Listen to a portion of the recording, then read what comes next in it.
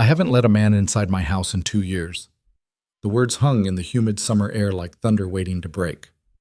Daniel Hayes froze mid-step, toolbox slipping from his calloused fingers. Across the overgrown fence stood Evelyn Carter, billionaire, tech genius, the woman who owned the mansion but never lived in it. Her hands trembled as she spoke. Not an invitation, a confession wrapped in desperation. Something in that house had broken, and it wasn't just the plumbing. Whatever waited behind that door had kept the most powerful woman in Portland a prisoner in her own home for 730 days. If you want to see how this story unfolds, stay with me until the very end. Hit that like button and drop a comment telling me what city you're watching from. I love seeing how far these stories travel. The storm had come through Portland like a wounded animal, quick, violent, and gone before anyone could prepare. By 4 in the afternoon, the sky had cleared to that peculiar shade of washed-out blue that only appears after nature throws a tantrum. Daniel Hayes stood in his front yard, surveying the damage with the practiced eye of someone who'd spent 15 years making broken things whole again. 3 branches down, gutter hanging loose on the northwest corner. Nothing he couldn't handle before Emma got home from her playdate. He'd just dragged the largest branch to the curb when he felt it. That peculiar sensation of being watched. Daniel had learned to trust that instinct during his years working construction sites in rough neighborhoods. He straightened slowly, pretending to wipe sweat from his forehead, and let his gaze drift casually across the street. The Carter mansion loomed there like it always did. 3 stories of architectural ambition slowly surrendering to neglect. Ivy had claimed the eastern wall. The lawn had gone from manicured to wild somewhere around late spring. The whole property had the look of a place that wanted to be abandoned but couldn't quite manage it. And there, half hidden behind the overgrown lilac bushes that separated their properties, stood Evelyn Carter. Daniel had seen her exactly 4 times in the 8 months since she'd moved in. Once directing movers who handled her furniture like it might explode. Twice getting into a black town car that picked her up at dawn. And once, just once, standing at her bedroom window at 2 in the morning, silhouetted against the light, looking out at nothing. The neighborhood talked, of course. Portland's east side wasn't big enough to ignore a tech CEO moving into a residential street. The speculation ranged from witness protection to nervous breakdown to some elaborate tax scheme. Daniel's neighbor, Mrs. Patterson, swore she'd read an article about Evelyn in Forbes. Youngest woman to build $1 billion AI company, she'd said, voice hushed with scandalized respect. And she chooses to live here. Now that billionaire was standing at the property line, clearly trying to decide whether to speak or retreat. Daniel made the decision for her. He raised one hand in a simple wave, friendly but not invasive. The kind of wave that said, "I see you, but won't make it weird." Evelyn stepped forward, then stopped, then took another hesitant step. She was younger than he'd thought, maybe 30, with dark hair pulled back in a way that suggested function over fashion. She wore jeans and a Stanford hoodie that had seen better days. No makeup, no jewelry. Oh, nothing about her screamed billionaire except the way she carried herself, like someone who'd forgotten how to take up space in the world.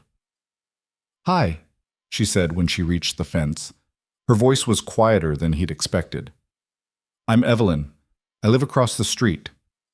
"Daniel." He walked over, keeping the rake in his hand so his approach looked casual. "Noticed you moved in a while back. Storm do any damage to your place?" "I don't know." The admission came out flat. "I haven't checked." Daniel waited. Years of raising a 6-year-old had taught him the value of silence. People filled it eventually. Evelyn's fingers twisted together. "I haven't let a man inside my house in 2 years." The rake hit the ground with a soft thud. "I'm sorry," Evelyn said quickly, color flooding her cheeks. "That came out wrong. I didn't mean... I'm not trying to..." She pressed her palms against her eyes. "God, I'm terrible at this." "At what?"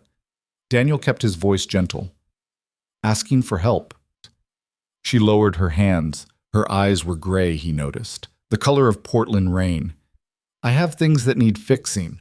A lot of things. And I've been putting it off because I didn't want to let anyone in.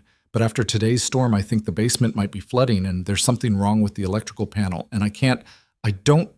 She stopped, took a breath, started again. "I run a company with 300 employees. I've raised $80 million in venture capital. I can code in 7 languages and I've spoken at TED twice." Her laugh was sharp and self-deprecating. But I can't fix a leaking faucet, and I'm too proud to call a plumber because then I'd have to explain why the house looks like this. Daniel studied her. Beneath the exhaustion and embarrassment, he saw something else. Something that reminded him of Emma after her mother left. That particular species of loneliness that came from being too afraid to let anyone close enough to help. "Give me 5 minutes to put my tools away," he said. "Then I'll come take a look." "You don't have to." 5 minutes, he repeated. "And Evelyn? You don't have to explain anything." The inside of Evelyn Carter's house was a museum of arrested development. Daniel had seen abandoned properties before, foreclosures left to rot, houses where the owners had simply walked away. This wasn't that. This was something stranger. Someone had moved in, unpacked just enough to survive, and then stopped. The entryway held exactly 3 things: a small table with car keys and unopened mail, a coat rack with a single raincoat, and a pair of running shoes placed with mathematical precision by the door. "I work a lot," Evelyn said behind him. "I'm not here much." It wasn't a lie exactly, but it wasn't the whole truth either. She led him through rooms that felt like stage sets. Living room with furniture still wrapped in plastic. Dining room with a table that had never held a meal. Kitchen where only one cabinet showed signs of use, the one with instant coffee and protein bars. "The basement's this way," Evelyn said, moving quickly now, as if speed might prevent him from seeing too much. The basement door stuck. She pulled twice before Daniel reached past her and put his shoulder into it. The door gave with a groan that said the hinges hadn't been oiled in years. Water covered the concrete floor, not flooding, but more than a puddle. Daniel could hear it dripping from somewhere in the darkness beyond the stairs. "Breaker box?" he asked. Evelyn's hand found the wall, searching for a switch. "I think it's down here somewhere." The lights flickered on, one bulb working, 2 dead. Daniel descended carefully, testing each step. The water was cold against his work boots, maybe an inch deep at the lowest point. He found the source in 10 minutes, a window well that had filled with debris during the storm, overflow seeping through ancient weather stripping. Not an emergency, just neglect compounded by bad weather. "How long since someone looked at this house?" Daniel asked, running his hand along the window frame. Evelyn had stopped halfway down the stairs, unwilling to step into the water. "The inspector checked it before I bought it." "When was that?" 2 years ago. She said it quietly. "I moved in right after." 2 years. The same time frame she'd mentioned about not letting men inside. Daniel filed that away as he examined the window. "This is an easy fix," he said. "Clear the debris, replace the weather stripping, maybe add a cover to the well. I can do it this weekend if the weather holds." "I'll pay you." The words came out too fast. "Whatever your rate is, double it." "I'm not going to charge my neighbor for clearing some leaves out of a window well, Evelyn." "Then why would you help?" The question stopped him. He looked up at her, standing on the stairs in her expensive house, looking lost and suspicious and so deeply lonely it made his chest ache. "Because 2 months ago, Emma, that's my daughter, fell off her bike and skinned both knees half a block from here. Mrs. Patterson was outside. She didn't ask me to pay her for getting the first aid kit. She just helped." He straightened, water dripping from his hands. "That's how neighborhoods work. Someone needs help. You help them. Simple as that." Evelyn's expression flickered through several emotions too quickly to name. She settled on something that might have been relief mixed with distrust. "I'm not good at simple," she said. "Nobody is. We just pretend better." Daniel headed for the stairs. "Come on. Let's see what else needs attention before it becomes an actual emergency." What he'd thought would be a quick walkthrough turned into a catalog of mounting disasters. The kitchen faucet didn't just drip. It wept continuously. Water pressure so inconsistent it ranged from trickle to blast. The living room outlets sparked when he tested them. 3 cabinet hinges had simply given up, leaving doors hanging at defeated angles. The upstairs bathroom had a tile missing from the shower, and when Daniel investigated, he found water damage creeping into the wall. Evelyn followed him through the house with a notebook, writing down each problem with the focused intensity of someone taking notes in a board meeting. "How have you been living like this?" Daniel finally asked as they stood in the master bedroom, looking at a window that no longer closed properly. Carefully, she tested the window, watching it drift open again. I work 16-hour days. I sleep, I shower, I leave. I told myself I'd deal with the house when things slowed down at the company. Her laugh was hollow. Things never slow down. And the basement flooding? You would have just let it go? I would have called someone eventually, but her voice lacked conviction. Maybe. Daniel set his toolbox down and turned to face her fully. Evelyn, I'm going to ask you something, and you can tell me it's none of my business. But these aren't the kind of problems that develop in 2 years of normal neglect. This house has been actively avoided. She went very still. And I'm wondering what you're avoiding. The silence stretched between them like a wire pulled taut. Evelyn walked to the window, staring out at the overgrown yard below. When she spoke, her voice was so quiet he had to move closer to hear. My father bought this house, she said. Not for me. For himself. He was going to retire here. Said Portland reminded him of where he grew up. Green, rainy, far enough from Silicon Valley to actually think. Her fingers traced the window frame. He had a heart attack 3 weeks before he was supposed to move in. Died in a board meeting, 62 years old. Daniel didn't speak. I couldn't sell it, Evelyn continued. It felt like erasing him, but I couldn't make it mine either. So I moved in and just existed around the edges, touching as little as possible, changing nothing, letting it slowly fall apart because at least decay feels like something happening. She turned to face him. Tears gathered in her eyes but didn't fall. You're the first person I've told that to, she said. The first person who's been inside since the movers left. And I don't know why I'm telling you now except that you asked, and nobody asks. Everyone just assumes I'm too busy or too important or too strange. You're not strange, Daniel said. You're grieving, and grief doesn't run on a schedule. It's been 2 years. Doesn't matter. Could be 20 years. Loss doesn't have an expiration date. Evelyn's composure finally cracked. One tear escaped, then another. She wiped them away angrily, as if crying was a system malfunction she could debug and fix. Daniel made a decision. He pulled out his phone. What are you doing? Evelyn asked. Texting my daughter's babysitter, asking if she can stay until 8 instead of 6. He finished typing and looked up. I'm going to fix your kitchen faucet today. The one that's dripping, and while I do that, you're going to sit at your kitchen counter and tell me about your father if you want to. Or we can talk about nothing, or you can work on your laptop and ignore me. But I'm not leaving you in a house that's actively falling apart while you're dealing with all of this alone. You don't even know me. No, he agreed, but I know what it's like to be alone in a place that's supposed to be home and have it feel like a mausoleum instead. My wife left when Emma was 3, walked out the door and didn't look back. For about a year after, I couldn't change anything in the house. Her coffee mug stayed in the cabinet, her jacket on the hook. Like if I kept everything the same, maybe she'd realize she made a mistake and come back. Did she? No, but eventually I boxed up her things, painted over the nail holes, and made the house ours, mine and Emma's. And it hurt like hell, but the hurt meant I was moving forward instead of being frozen.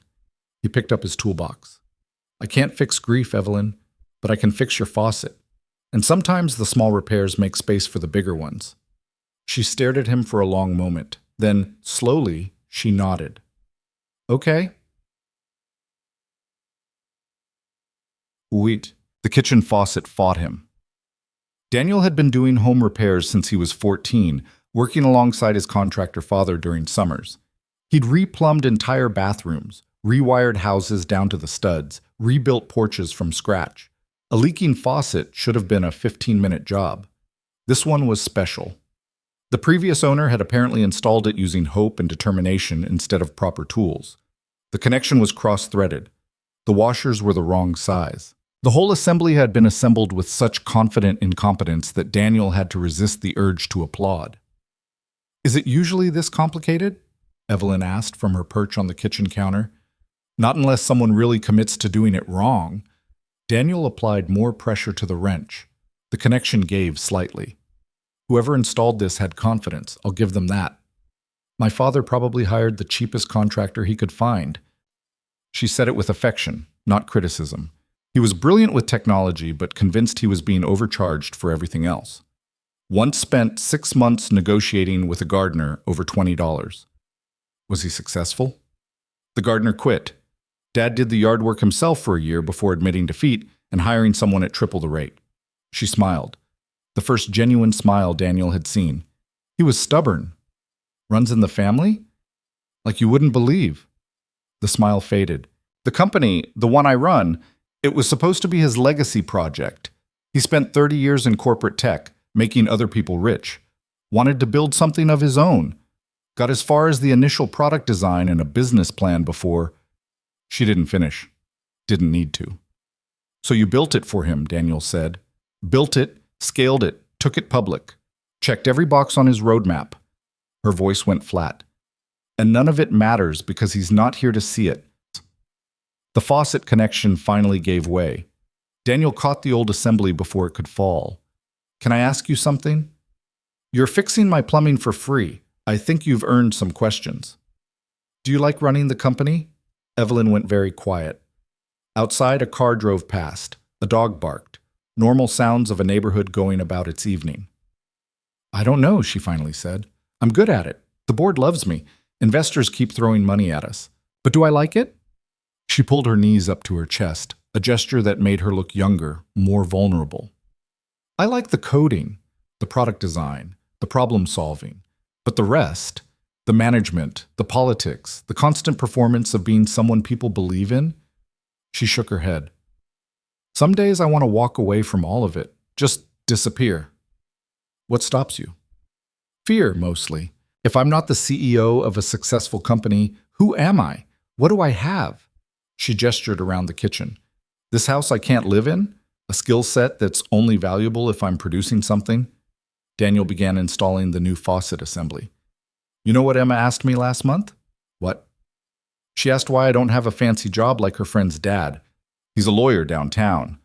Big office, nice car, works late every night. He tightened the connection carefully. I told her I used to have bigger ambitions. Wanted to start my own contracting company, build custom homes, make real money. But after her mom left, I realized I'd rather have a job that lets me pick her up from school every day than a career that looks impressive to strangers. Does Emma understand that? She's 6. She understands that Daddy's home when she needs him. That's enough. He tested the new faucet. Water flowed smooth and steady. No drips, no sputters. Perfect. As Evelyn slid off this counter to inspect his work, she turned the faucet on and off several times, watching the steady stream with what looked like disproportionate wonder. It works, she said. That's generally the idea. No, I mean, she touched the faucet handle gently. I've listened to that drip for 2 years. Every night, drip, drip, drip. I'd lie in bed and think, I should fix that. I should call someone. I should do something. And then I'd go to work instead and try to forget about it. She looked at him. You fixed it in 45 minutes. The faucet, yes, but that's not really what we're talking about, is it? No. She turned the water off. I think we're talking about how I've spent 2 years convinced that dealing with any of this would break me, so I just didn't. Let everything fall apart because at least that was predictable. And now? Now I'm standing in my kitchen talking to a man I met 3 hours ago, and somehow that's less terrifying than I thought it would be. She leaned against the counter. Why is that? Daniel packed his tools away slowly, giving himself time to think. Maybe because I'm not asking you to be anyone other than exactly who you are right now. You don't have to be the CEO or the grieving daughter or the woman who has her life together. You can just be someone who needs her faucet fixed. That simple? That simple. Evelyn's phone buzzed. She glanced at it and her expression shifted.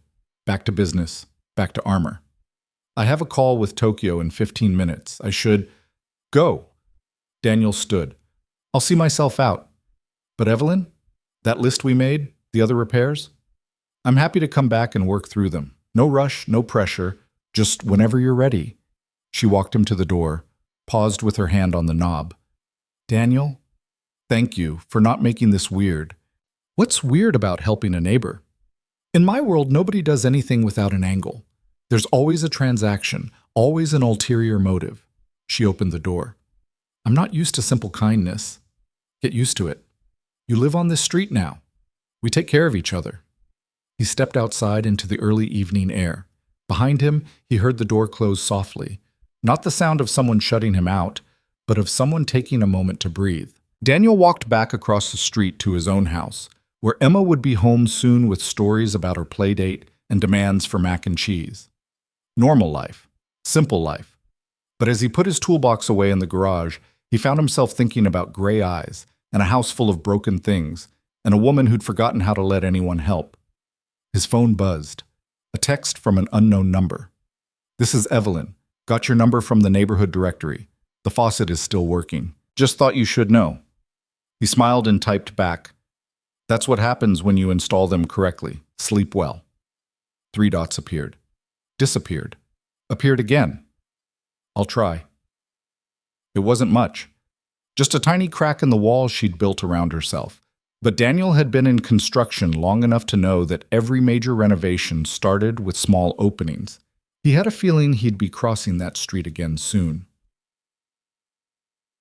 The next morning arrived with the kind of relentless sunshine that Portland only managed a few weeks each summer. Daniel was halfway through his first coffee when he saw Evelyn's black town car pull up at dawn. She emerged in a sharp suit, hair professionally styled, every inch the tech CEO. She glanced once at his house, just a flicker of attention, before sliding into the back seat. The car pulled away. The street returned to quiet. Mrs. Patterson appeared on her porch with a watering can.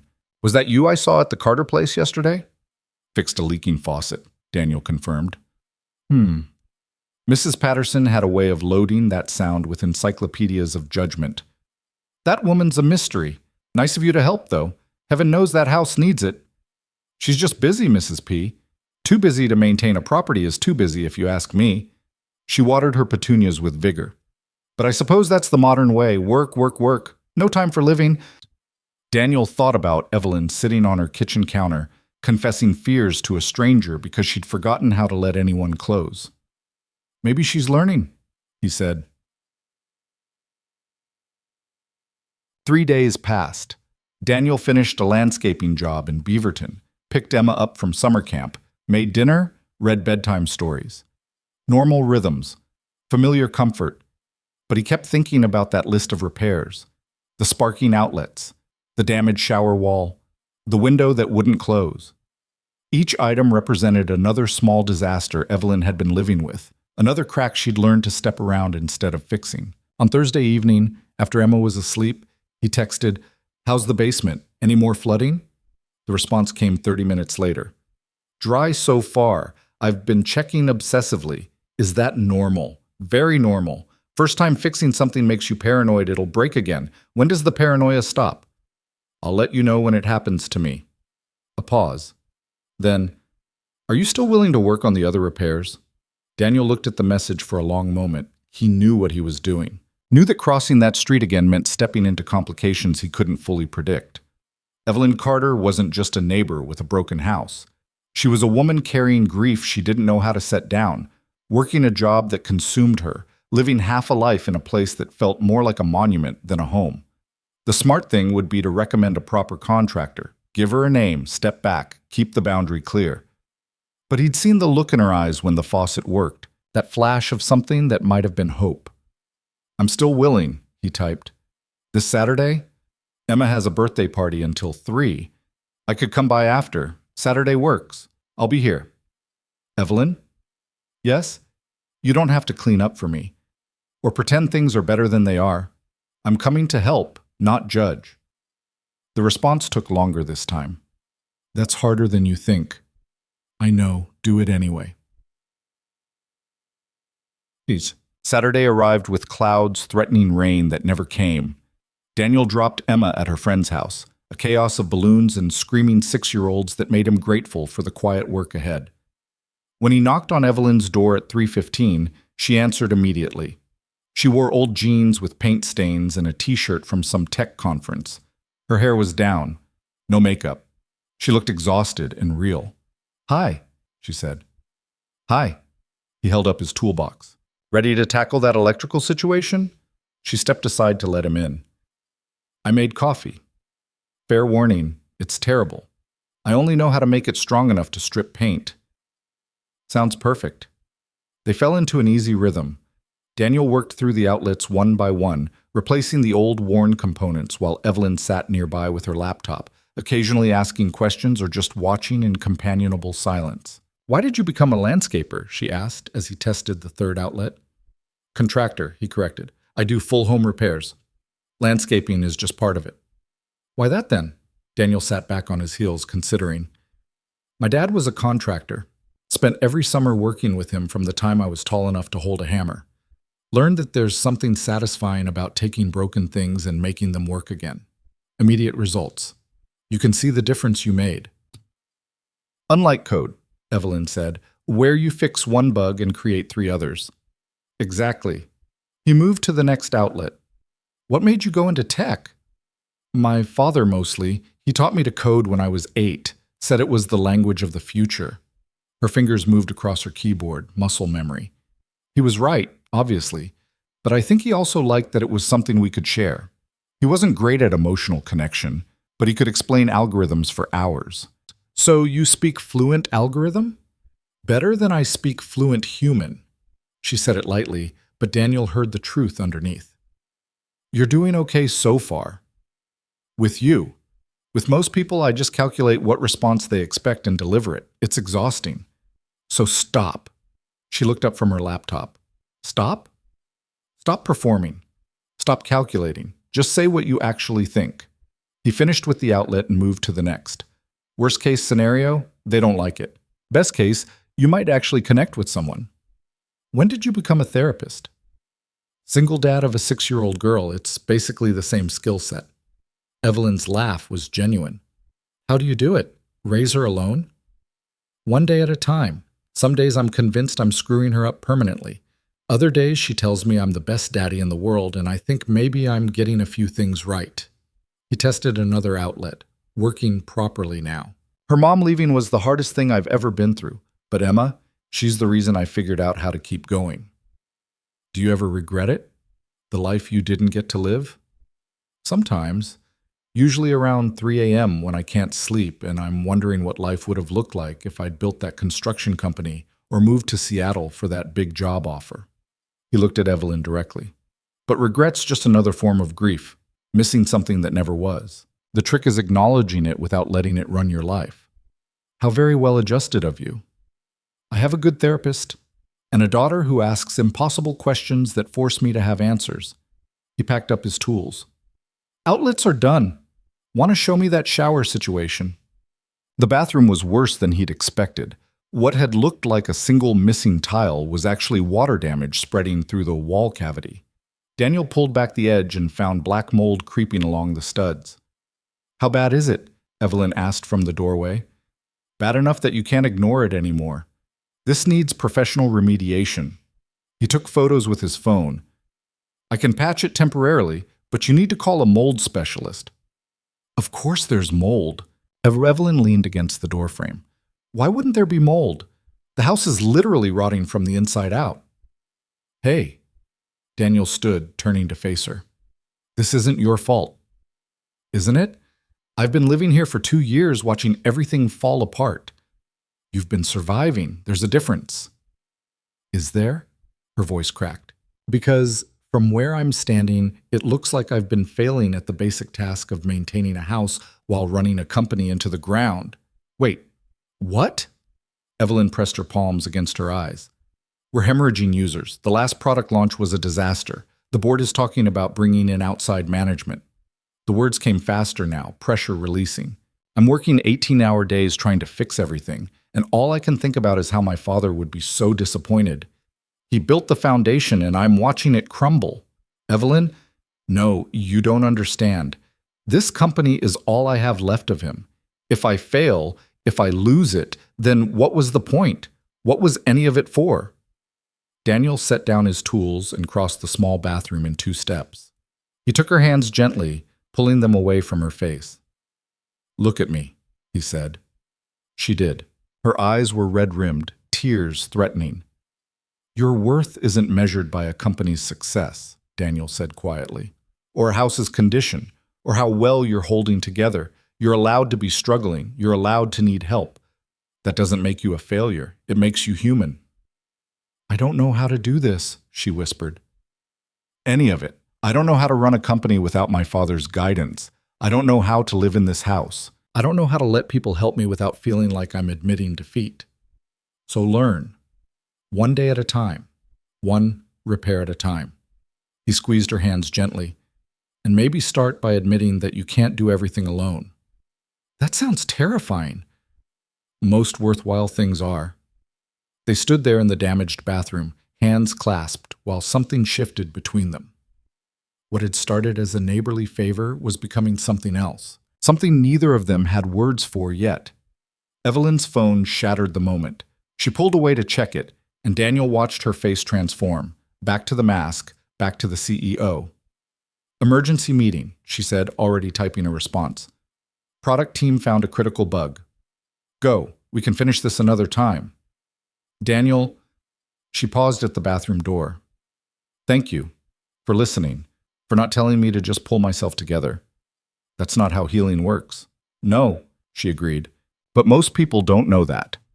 She left, and Daniel heard her on the phone as she descended the stairs, voice crisp and authoritative. The transformation was remarkable and heartbreaking.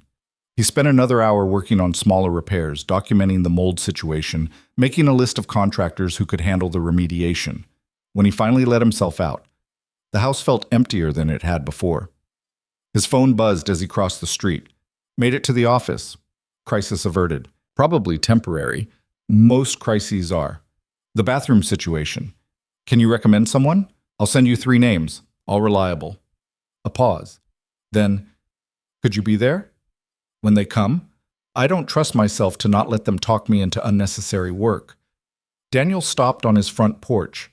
This was the moment, the clear boundary being crossed, going from helpful neighbor to something more involved, more complicated. Sure, just let me know when you schedule it.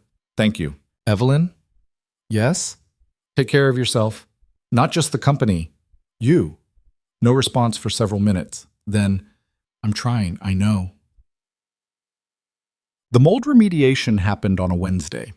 Daniel took the afternoon off work, meeting Evelyn and the specialist at the house. He watched Evelyn transform into CEO mode, asking detailed questions, negotiating costs, treating it like a business transaction. The specialist, a gruff man named Ron, who'd been in the business for 30 years, gave it to them straight. This isn't a quick fix. We're talking full wall replacement, potentially some structural work. And I guarantee once we open this up, we'll find more problems. How much? Evelyn asked. Ron named a figure that made her blink. That's roughly what I expected, she said evenly. How soon can you start? 2 weeks? But ma'am, you can't use this bathroom while we work. It'll be torn down to the studs. I have another one. Do you? Daniel asked quietly. Evelyn shot him a look. Of course I do. After Ron left with a signed contract, Daniel followed Evelyn upstairs. The master bathroom was immaculate and completely unused. The shower was dry.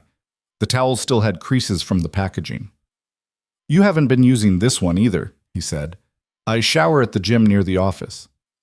Evelyn. What? It's easier. I'm there anyway. You're living in a 3-story house and showering at a gym because you can't bring yourself to use your own bathroom. She turned on him, frustration finally breaking through. Yes, Daniel, that's exactly what I'm doing. I'm living in a house I can't make mine, running a company I'm terrified of failing, and showering at a gym because it's easier than being here. Is that what you wanted to hear? I want you to hear it. I want you to understand how you're treating yourself. And what exactly am I supposed to do about it? Therapy? Already tried. Meditation? Doesn't work when your brain won't shut up. Maybe I should just sell this place and move into an apartment where I can't fail at home ownership too. Or maybe you could stop running. I'm not running. You're sprinting from grief, from connection, from anything that might require you to be vulnerable. You work 18-hour days so you don't have to be in this house. You shower at the gym so you don't have to exist in your own space. You've let me inside exactly 3 times, and every time you look for an excuse to make me leave. Evelyn's composure shattered. Because this is terrifying. Having someone here, having someone see how broken everything is, having someone see how broken I am. Do you know how hard it is to let you help when every instinct I have says that needing help means I've failed? Then maybe your instincts are wrong. Or maybe I am. Maybe I'm exactly what people whisper about. Too young, too inexperienced, too damaged to handle any of this. The company, the house, a normal conversation with another human being. Daniel closed the distance between them. You want to know what I see? Not a failure. Not someone too damaged. I see someone who's been carrying impossible weight for 2 years and still showing up every day. That's not weakness, Evelyn. That's strength. It doesn't feel like strength. It never does from the inside. She looked up at him, and something in her expression cracked open. I don't know how to do this. How to let someone in without falling apart. Maybe falling apart isn't the worst thing that could happen. Maybe it's the first step toward putting yourself back together the right way. They stood in the unused bathroom, the afternoon light slanting through the window, and Evelyn made a choice. She didn't say anything, just stepped forward and let Daniel pull her into a hug. She shook against him, not crying, not yet, just finally allowing herself to be held, to acknowledge that she couldn't do this alone. I'm scared, she whispered against his shoulder. I know. What if I can't fix it, any of it? Then we'll figure out what comes next, together. Why are you doing this, really? Daniel pulled back enough to see her face. Because 8 months ago, you moved in across the street and I watched you slowly disappear into that house. Because yesterday, Emma asked me why the pretty lady always looks sad. Because I know what it's like to lose yourself in grief, and I can't watch someone else drown when I know how to help. That's all? He hesitated. Honesty felt dangerous, but Evelyn deserved it. And because somewhere between fixing your faucet and finding mold in your walls, I started caring about what happens to you. Not as a neighbor, as someone I don't want to watch suffer alone. Evelyn's breath caught. Daniel, you don't have to say anything. I'm not asking for anything. I just want you to know you're not alone in this. Whatever this is. She studied his face like she was solving a complex equation. Then slowly she leaned up and kissed him. It was brief, uncertain, a question more than a statement. When she pulled back, her eyes were wide. I'm sorry, I shouldn't have. Don't apologize for that. I don't know what I'm doing. I haven't. It's been so long since I let anyone. Evelyn, breathe. She did. Hands pressed against his chest, she breathed and looked at him with something that might have been terror or hope or both. I can't promise I won't mess this up, she said. Nobody can promise that. I come with significant baggage. Grief, workaholism, a company that might fail, a house that's literally falling apart. And I'm a single father with limited time, limited resources, and a 6-year-old who will probably interrogate you about whether you like dinosaurs. He smiled. We all have complications. This is a terrible idea. Probably. We should be sensible, maintain boundaries. Absolutely. So why am I not walking away? Same reason I'm still standing here. He tucked a strand of hair behind her ear. Sometimes terrible ideas are the only ones worth taking. Evelyn's phone buzzed. She ignored it. It buzzed again. You should get that, Daniel said. I should. But she didn't move. The third buzz made her finally check. Her expression shifted. I have to go. Board emergency. Go. Daniel! We'll figure this out. No rush. She kissed him again, quickly this time, then grabbed her bag and headed for the door. Halfway down the stairs, she stopped. Will you come back? She asked. After the mold remediation starts? Do you want me to? Yes. More than I probably should. Then I'll come back. She smiled, genuine and unguarded, and left.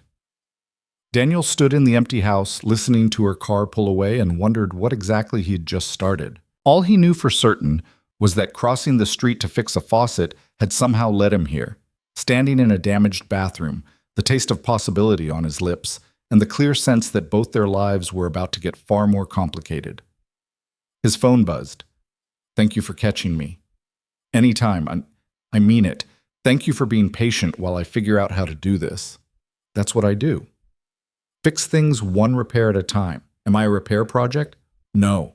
You're someone worth knowing. The repairs are just an excuse to stick around. Several minutes passed. I'm glad you're sticking around. Me too. Daniel locked up the house and headed home, where Emma would be returning from school soon with demands for snacks and homework help. Normal life.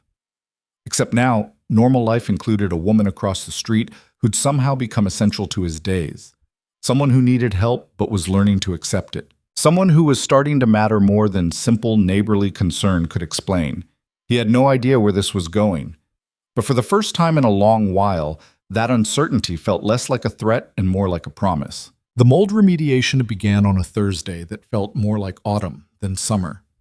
Gray clouds hung low over Portland, threatening rain that would eventually arrive around noon. Daniel watched the remediation crew's truck pull up to Evelyn's house from his kitchen window, while Emma ate cereal and chattered about a field trip to the zoo. "Daddy, you're not listening," Emma announced, waving her spoon for emphasis. "Sorry, sweetheart. What did you say?" "I said Mrs. Patterson told me the lady across the street is very important and very sad. Is that true?" Daniel turned from the window. "Who told you that?" "Mrs. Patterson.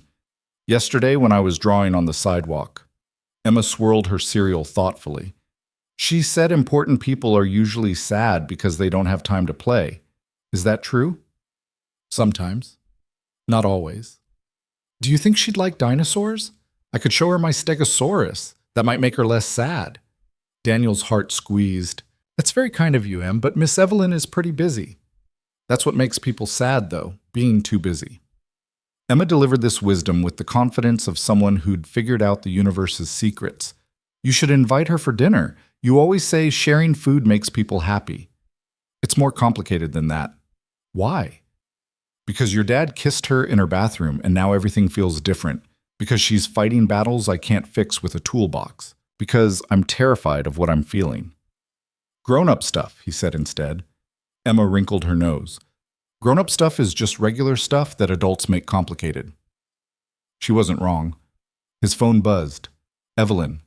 Crew just arrived. They're saying it might be worse than Ron thought. Can you come?" Daniel looked at Emma, then at the clock. He had 40 minutes before he needed to drop her at school. "Give me an hour." "Dropping Emma at school first." "Thank you. I'm trying not to panic." "Just breathe. It's fixable." "Is it?" The question carried weight beyond mold and damaged walls. Daniel understood what she was really asking. "Yes," he typed. "All of it." When he pulled up to Evelyn's house 90 minutes later, Ron's truck was parked in the driveway alongside a van marked Pacific Northwest Restoration. The front door stood open, plastic sheeting visible in the entryway. He found Evelyn standing in what used to be her upstairs bathroom, staring at a wall that had been stripped down to the studs. Ron stood beside her with a clipboard, pointing at sections of blackened wood. "Complete replacement of these support beams," Ron was saying. "And we found asbestos in the pipe insulation. That's going to require a certified abatement crew." "Asbestos," Evelyn repeated flatly. "Common in houses this age. Nothing to panic about, but it does complicate the timeline and cost." "Of course it does," she rubbed her temples. "How much are we talking?" Ron named a figure that was nearly double the original estimate. Daniel watched Evelyn's face carefully. She didn't flinch, didn't react, just nodded once and said, "Fine. Do what needs to be done." "Ma'am, you should probably consider a full inspection of the whole house. If we found this much damage in one bathroom—" "No." The word came out sharp. "Just fix this. I'll deal with the rest later." Ron exchanged a glance with Daniel that said he'd seen this before. Homeowners in denial, dealing with one crisis at a time because acknowledging the full scope would be overwhelming. "Your house," Ron said diplomatically. "I'll get the paperwork started." After he left, Evelyn continued staring at the exposed wall. Daniel moved to stand beside her. "You okay?" he asked quietly. "My father bought this house because he fell in love with the original woodwork. Said it reminded him of his grandfather's place in Vermont." She touched one of the damaged beams. "Now I'm tearing it apart piece by piece." "You're not tearing it apart. You're saving it." "Am I?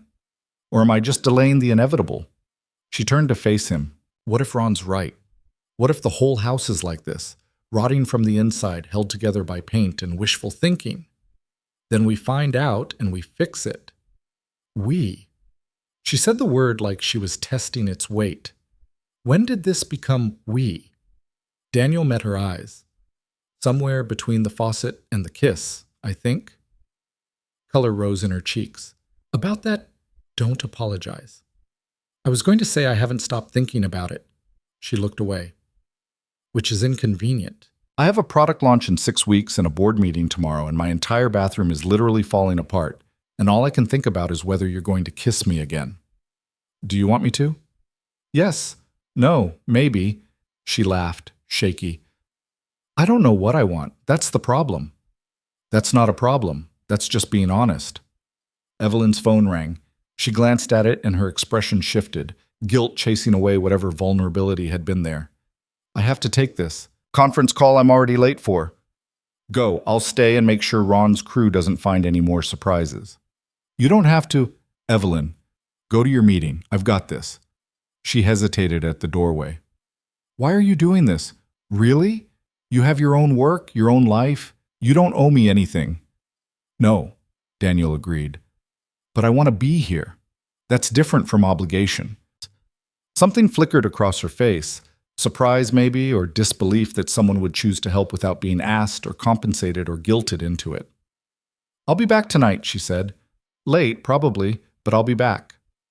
I'll leave you a report on what they find. She nodded and left, phone already pressed to her ear, voice transforming into the crisp, confident tone of the CEO as she descended the stairs. Daniel spent the next 4 hours watching Ron's crew carefully dismantle the bathroom. They found water damage extending into the adjacent bedroom wall. Outdated electrical wiring that should have been replaced decades ago. Plumbing that had been repaired with methods that violated current building codes. Each discovery was a small indictment of neglect. Not Evelyn's, but whoever had owned the house before. Her father had bought it sight unseen, trusting an inspection that had clearly missed critical problems. By the time Daniel left to pick up Emma from school, Ron had added another $10,000 to the estimate and extended the timeline by 3 weeks. He texted Evelyn the update, trying to soften the blow. More damage than expected. Ron's adjusting the scope. Nothing that can't be fixed, just takes time and money. Her response came an hour later. Of course there is. Thank you for staying. That night, after Emma was asleep, Daniel sat on his porch with a beer and watched the lights in Evelyn's house. Most of the windows were dark, but one upstairs glowed, her bedroom, he guessed. He could see her silhouette moving back and forth, pacing, maybe, or just too restless to sit still. His phone rang. Evelyn. Hi, she said when he answered. Hi. I can see you from my window, on your porch. Daniel looked up. The silhouette had stopped moving, standing at the glass. He raised his hand in a small wave. The silhouette waved back. Tell me something good, Evelyn said. Today was 14 hours of bad news. I need something good. Emma wants to show you her Stegosaurus collection. A pause, then a laugh, real and unguarded. That's very specific. She's very specific. Also, she's decided you're sad because you don't have time to play, and she thinks dinosaurs might help. She's not wrong, about the sad part anyway. The dinosaur solution is still on the table. I haven't played with dinosaurs since I was 8. Her voice softened. I'm not sure I remember how. Emma's an excellent teacher. Fair warning, she has strong opinions about herbivores versus carnivores. I'll keep that in mind. Silence stretched between them, comfortable now. Daniel? Yeah? I'm scared. About the house, about the company, about... She stopped. About this. Whatever this is between us. Me too. You don't seem scared. I'm excellent at pretending. He took a sip of beer. But yeah, this terrifies me. You terrify me. I terrify you? In the best way. The way that means it matters. That you matter. He heard her breath catch. I don't know what to do with that. You don't have to do anything with it. Just know it's true. I should let you go. You probably have work tomorrow. I do, but I'm not in a hurry. Stay on the phone with me for a while? The request came out small, vulnerable.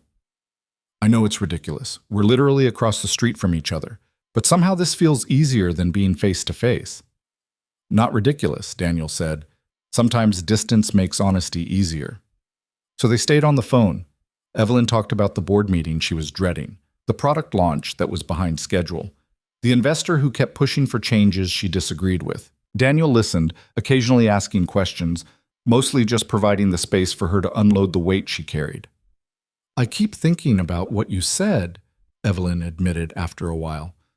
About my instincts being wrong, about needing help not being failure. And I'm trying to believe it, but decades of conditioning are hard to undo. She paused. My father was brilliant but emotionally unavailable. He showed love through teaching, through pushing me to be better, smarter, stronger. Needing help meant you weren't trying hard enough. That's a lot of pressure for a kid. I didn't know any different. I thought everyone's father made them write code before breakfast and critiqued their algorithms over dinner. Her laugh was bitter. Turns out that's not normal. Did he know he was doing that, putting that pressure on you? I think he thought he was preparing me, making me strong enough to survive in a brutal industry. She was quiet for a moment. And he did. I am strong. I can outwork anyone, outthink most people, build companies from nothing. But I never learned how to just be, how to exist without producing something, how to let people in without seeing it as weakness. You're letting me in. I am, and it's terrifying, because what happens when you see all the broken parts and decide it's too much? Evelyn, I spent 4 hours today watching your bathroom get torn down to the studs. I've seen the broken parts of your house. They don't scare me away. He set down his beer. Why would the broken parts of you be any different? Because houses are fixable, people are more complicated. People are fixable too, just takes different tools, she laughed. What tools fix people? Time, patience, someone willing to stay when things get hard. He paused. And maybe therapy. Therapy's good. I tried therapy, lasted 3 sessions before the therapist told me I was treating our conversations like business meetings. Were you? Absolutely. I made agendas, PowerPoints, Daniel. I brought PowerPoints to therapy. Despite everything, he laughed. That's very on brand for you. The therapist said I was using productivity as an avoidance mechanism, that I couldn't sit still because sitting still meant feeling things I didn't want to feel. Was she right? Completely. So I stopped going. Evelyn sighed. Not my finest moment.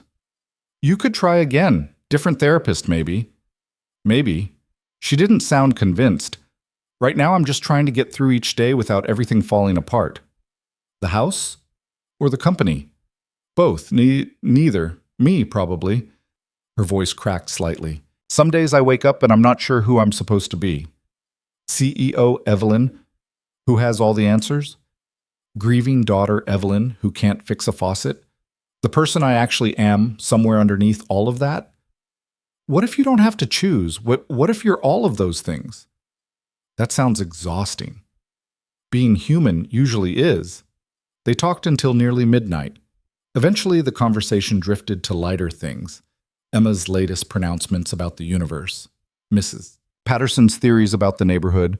A documentary about deep-sea creatures that Evelyn had watched at 3 a.m. when she couldn't sleep. I should let you go, Evelyn finally said. You have to work tomorrow. So do you. Yes, but I'm used to functioning on no sleep. It's basically my superpower. That's not a superpower, that's just unsustainable, says the man who fixes houses and raises a 6-year-old alone. Fair point. Daniel stood, stretching. Get some sleep, Evelyn.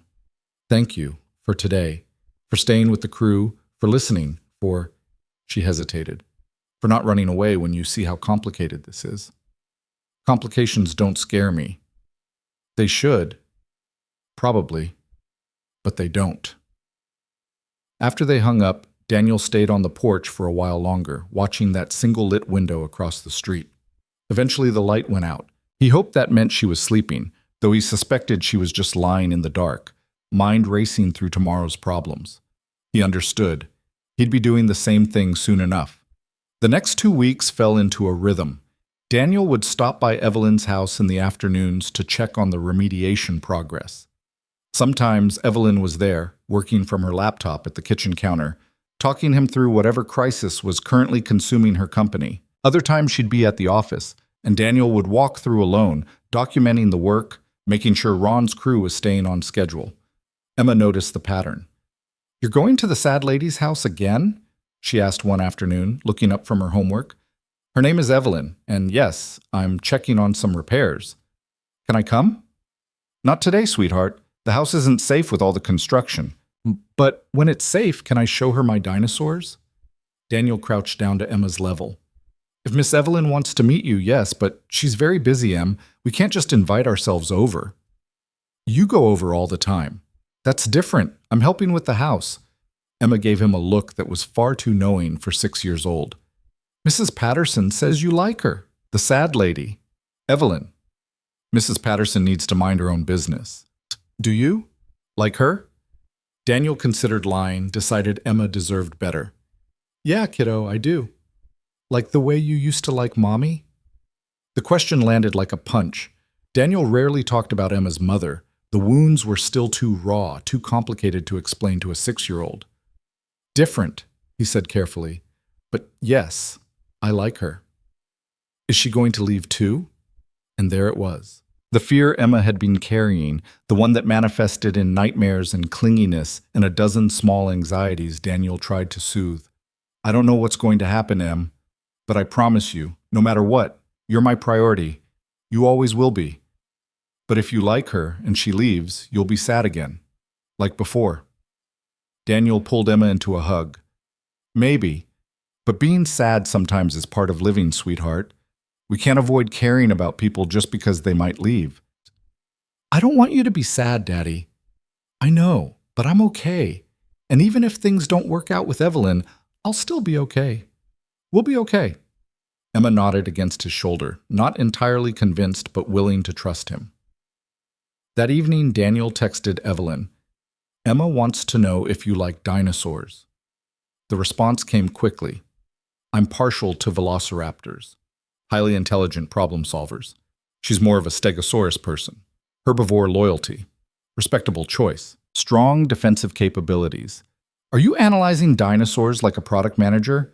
It's possible I've been working too long when I start evaluating prehistoric creatures for competitive advantages. Come to dinner tomorrow. Meet Emma properly. No pressure, no expectations, just food and probably extensive dinosaur discussion. Several minutes passed. Daniel watched the 3 dots appear and disappear multiple times. Are you sure? I don't want to confuse her if it doesn't work out. Emma knows I like you. She asked point blank today. I told her the truth, which was that I do like you, and that I don't know what happens next, but that's okay. How did she take it? She's worried I'll be sad if you leave. I told her being sad sometimes is part of living. That's very wise. I have my moments. He hesitated, then added, You don't have to decide now, just think about it. I don't have to think about it. Yes. Tomorrow. What time? 6? Fair warning, Emma will ask approximately 1 million questions. I'll prepare accordingly. Daniel set his phone down and realized his hands were shaking slightly. Introducing Emma to someone he was dating. Was he dating Evelyn? They'd kissed once, talked on the phone for hours, but hadn't defined anything. Felt monumental. After her mother left, he'd kept his personal life completely separate from his daughter's world. Too risky, too complicated. But Evelyn already lived across the street. Emma already knew about her. And Daniel was tired of keeping his life in separate compartments, pretending he didn't care more than he should. The next evening, Evelyn knocked on Daniel's door at exactly 6 o'clock. She held a bottle of wine and looked terrified. Hi, she said. Hi. Daniel stepped aside to let her in. Emma's in the living room. Fair warning, she's been talking about this all day. No pressure, then? None at all. Emma appeared in the hallway, holding her favorite stegosaurus toy. She studied Evelyn with the serious intensity of someone conducting a very important interview. Hi, Emma said. I'm Emma. I'm 6. Do you actually like dinosaurs, or were you just being nice to my dad? Evelyn crouched down to Emma's level. Hi, Emma. I'm Evelyn, and I genuinely like dinosaurs. Velociraptors are my favorite. Those are carnivores. They are. I like herbivores better. They don't eat other dinosaurs. That's a valid preference. Though velociraptors were highly intelligent, they hunted in packs and could solve complex problems. Emma considered this. My daddy says you solve complex problems too, but with computers instead of hunting. That's accurate. And you're sad because you're too busy to play.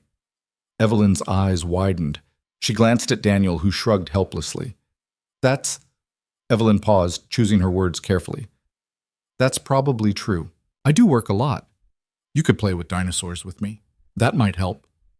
I would like that very much. Emma's face broke into a huge smile. She grabbed Evelyn's hand and tugged her toward the living room. Come on, I'll show you my whole collection, but we have to organize them by time period first. Daddy always messes that up. Daniel watched them disappear around the corner, heard Emma's enthusiastic explanations about the Triassic versus Jurassic periods, and felt something tight in his chest loosen.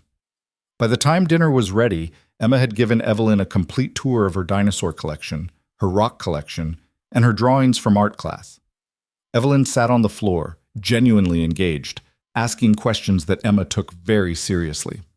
Dinner, Daniel called. They ate spaghetti, Emma's request, and the conversation flowed easier than Daniel had expected. Evelyn told stories about learning to code, making it funny and accessible. Emma told Evelyn about school, her best friend who moved away, the field trip to the zoo.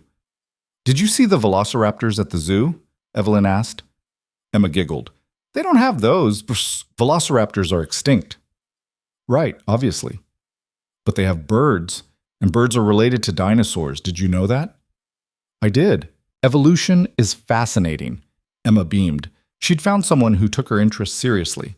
After dinner, Emma asked if Evelyn wanted to watch a documentary about prehistoric ocean creatures. It's her current obsession, Daniel explained. Fair warning, it's 45 minutes long.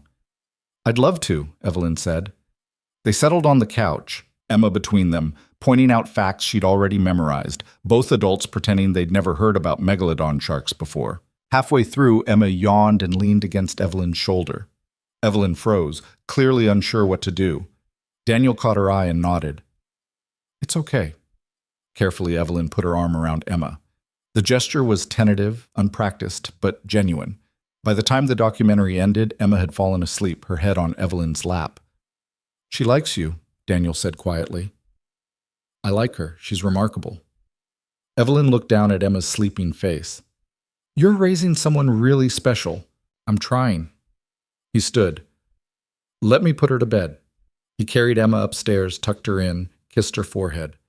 When he came back down, Evelyn was standing by the window, looking out at her house across the street.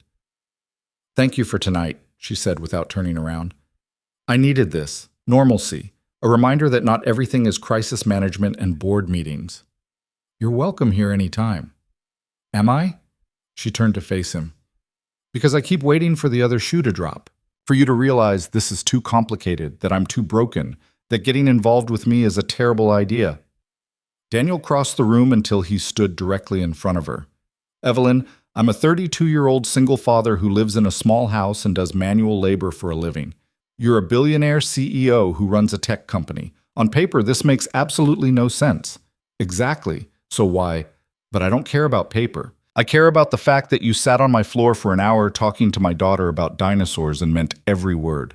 I care that you're trying so hard to heal even when it terrifies you. I care that you trust me enough to let me see the parts of yourself you usually hide. He reached up to cup her face gently. So yes, you're welcome here. Not despite the complications, but including them. Evelyn's eyes filled with tears. I don't deserve this. You. Any of it. That's the grief talking, not the truth. How do you know the difference? Because I've been where you are. And I remember how the lies we tell ourselves when we're hurting sound an awful lot like truth. He wiped a tear from her cheek with his thumb. You deserve kindness, Evelyn. You deserve help. You deserve someone who sees you struggling and doesn't walk away. She kissed him then. Not tentative like before, but sure, desperate, like she was trying to believe him through action instead of words. When they finally pulled apart, both breathing hard, Evelyn pressed her forehead against his. I'm going to mess this up, she whispered. Probably. I will too. And Emma is already attached to you, but she's resilient. Whatever happens, we'll handle it. You have a lot of faith in me. I have exactly the right amount of faith in you. He pulled back to look at her. But Evelyn, you need to have some too, in yourself, in this, in the possibility that maybe, just maybe, something good can come from all of this. She nodded, not trusting her voice. They stood there in his living room, holding each other while the house settled around them, and Emma slept upstairs and across the street. A house was slowly being rebuilt from its broken foundation. It wasn't perfect. It was complicated and messy and terrifying. But standing there with Evelyn in his arms, Daniel thought maybe that was okay. Maybe the best things always were. Evelyn left around 10, kissing Daniel goodnight on his doorstep, like they were teenagers afraid of being caught.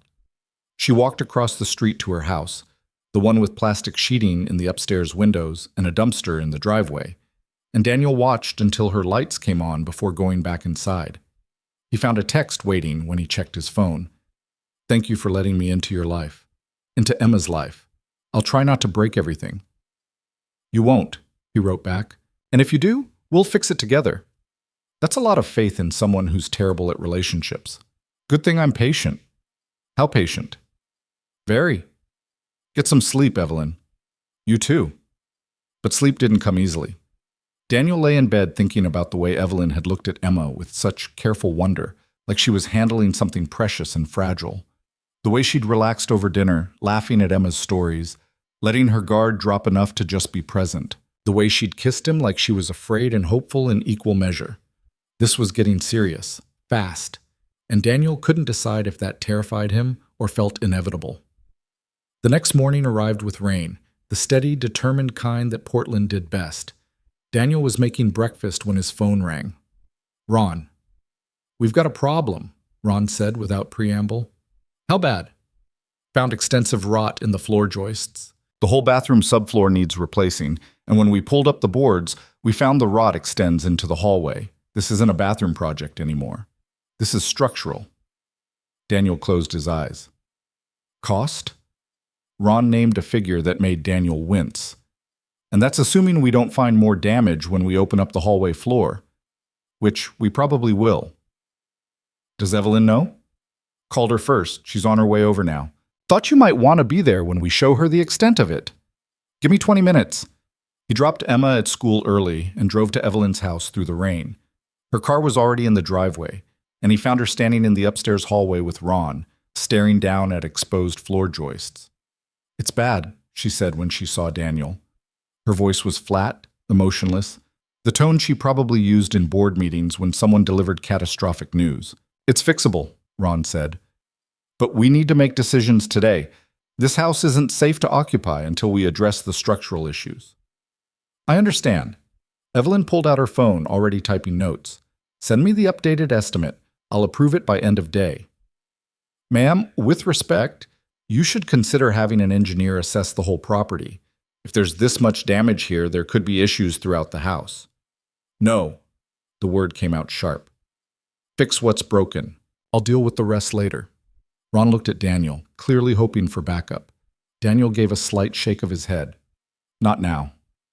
After Ron returned to work, Evelyn sank down on the hallway floor, the only section still intact, and put her head in her hands. "This house is trying to bankrupt me," she said. Daniel sat beside her.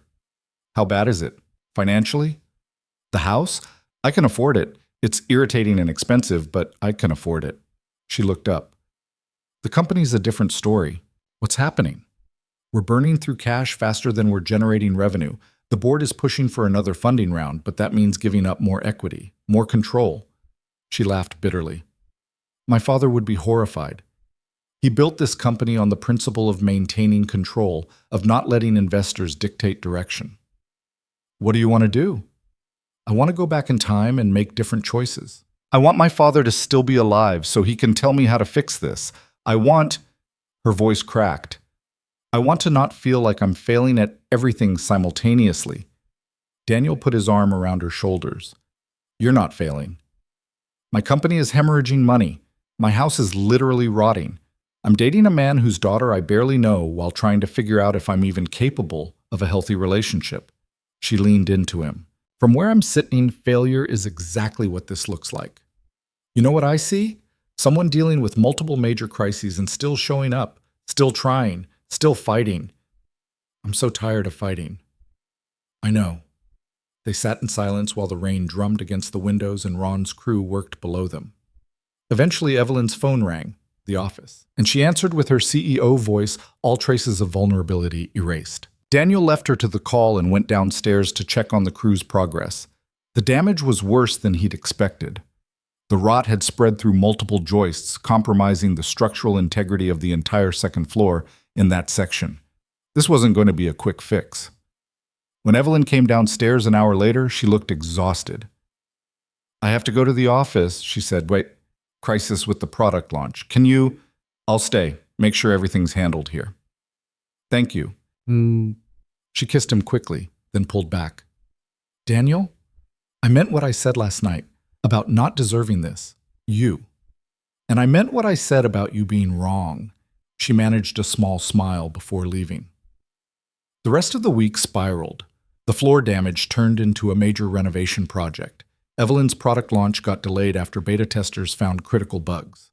The board scheduled an emergency meeting about the company's financial situation. Daniel watched Evelyn slowly unravel, working later hours, sleeping less, the dark circles under her eyes deepening day by day. On Friday night, she texted him at midnight. "Are you awake?" "Yeah, everything okay? Can I come over? I know it's late. I don't know what I need. Door's unlocked. Come in quietly so you don't wake Emma." 10 minutes later, Evelyn let herself in. She found Daniel in the kitchen, making tea. "Rough day?" he asked. "Rough week? Rough month? Rough year?" She accepted the mug he offered. The board voted to bring in a new COO, someone with more operational experience. What does that mean? It means they don't trust me to run the company alone. It means I'm being managed. She stared into the tea. My father's company, and I couldn't keep it together for even 3 years. Evelyn, don't. Please don't tell me it's okay or that I tried my best or any of the comforting lies people tell. She set the mug down with more force than necessary. I failed. I took everything my father built, and I'm watching it slip away. Is the company failing, or are you just not running it alone anymore? What's the difference? A huge one. Bringing in help isn't failure. It's smart business. You don't understand.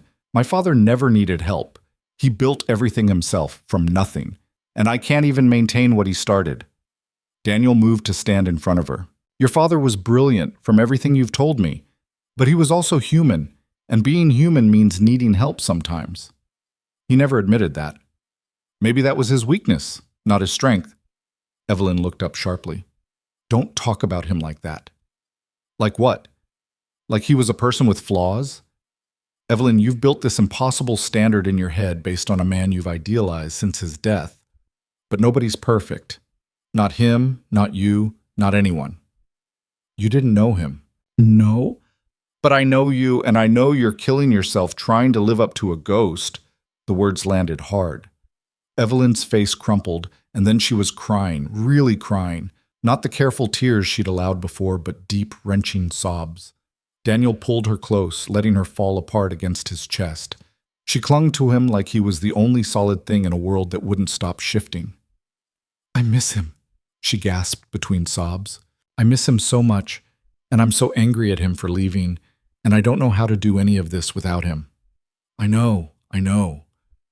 He was supposed to retire, to finally rest, to live in that stupid house and be proud of what we built together.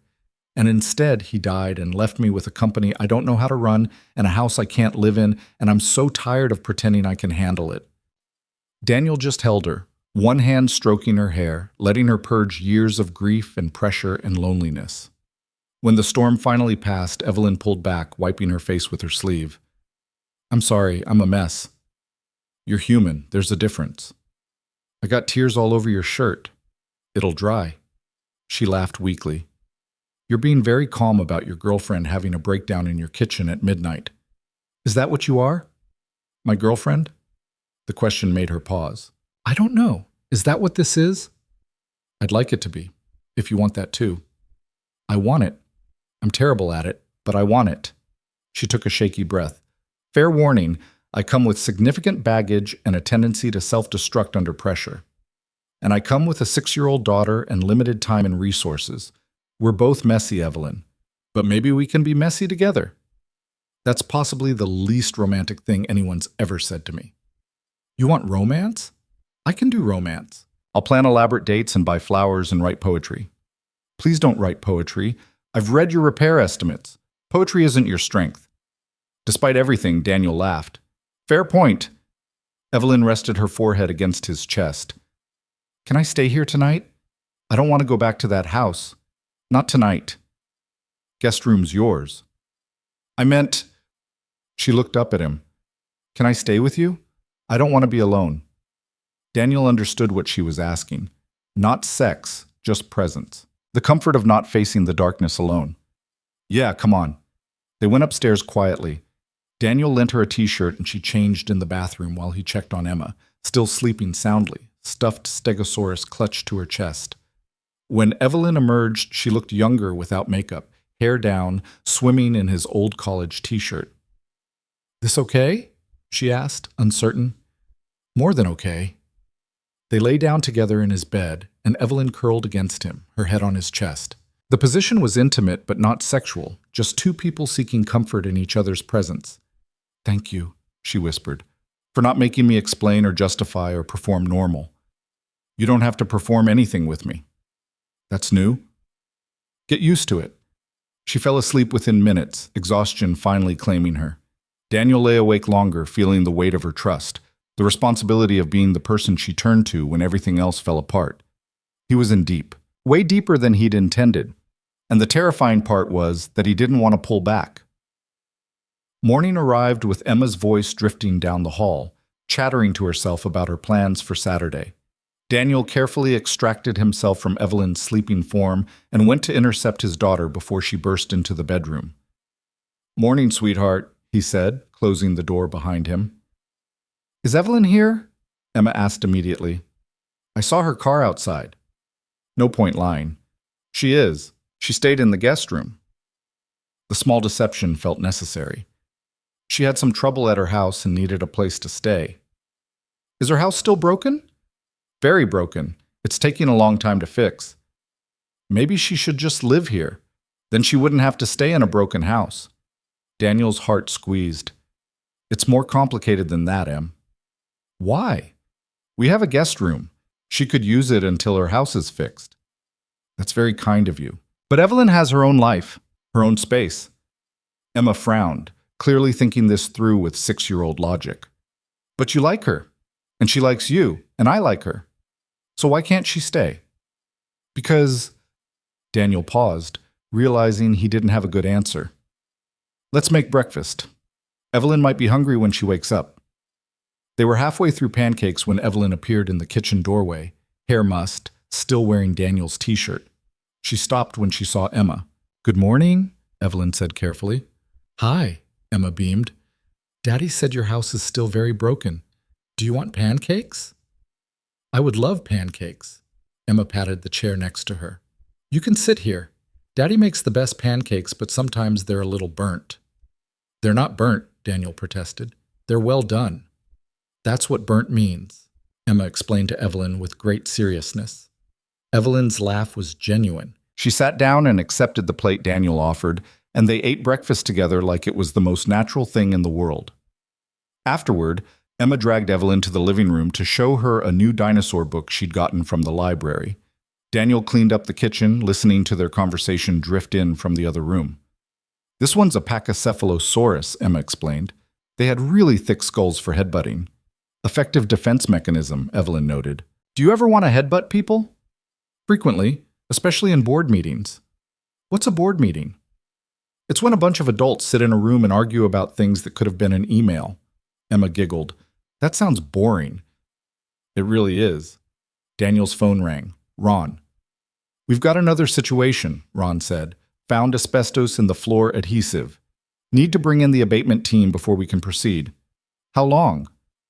Week minimum, and it's going to add another $15,000 to the cost. Daniel closed his eyes. I'll tell her. He found Evelyn and Emma building a block tower together. Evelyn, can I talk to you for a minute? She must have heard something in his voice because she immediately stood. What's wrong? He explained the asbestos situation in the hallway, keeping his voice low. Watched her face go carefully blank. Of course there is, she said. Of course. The house isn't safe to enter until they complete the abatement, so I can't even go home. Not for at least a week. Evelyn rubbed her temples. I need to get some clothes, my laptop, work files. Ron can arrange a supervised entry with protective equipment, but Evelyn, he hesitated. You need somewhere to stay. I'll get a hotel. Or you could stay here. She looked at him sharply. Daniel, guest room, no pressure. But you're already here. Emma likes you, and it doesn't make sense to pay for a hotel when we have space. We've been dating for less than 2 weeks. Moving in, even temporarily, is practical. That's what it is. He glanced back at Emma, who was watching them with obvious curiosity. Think about it. No rush. Evelyn's phone rang. She glanced at it, and her expression tightened. The new COO. I have to take this. She stepped outside onto the porch, and Daniel watched through the window as she paced, her body language shifting back into CEO mode. Shoulders straight, gestures sharp, all vulnerability erased. Is Evelyn okay? Emma asked. She's dealing with a lot right now, sweetheart. Because of her broken house? That and other things. I think she should stay here. She seems less sad when she's with us. Daniel pulled Emma into a hug. You have a very kind heart. You know that? Mrs.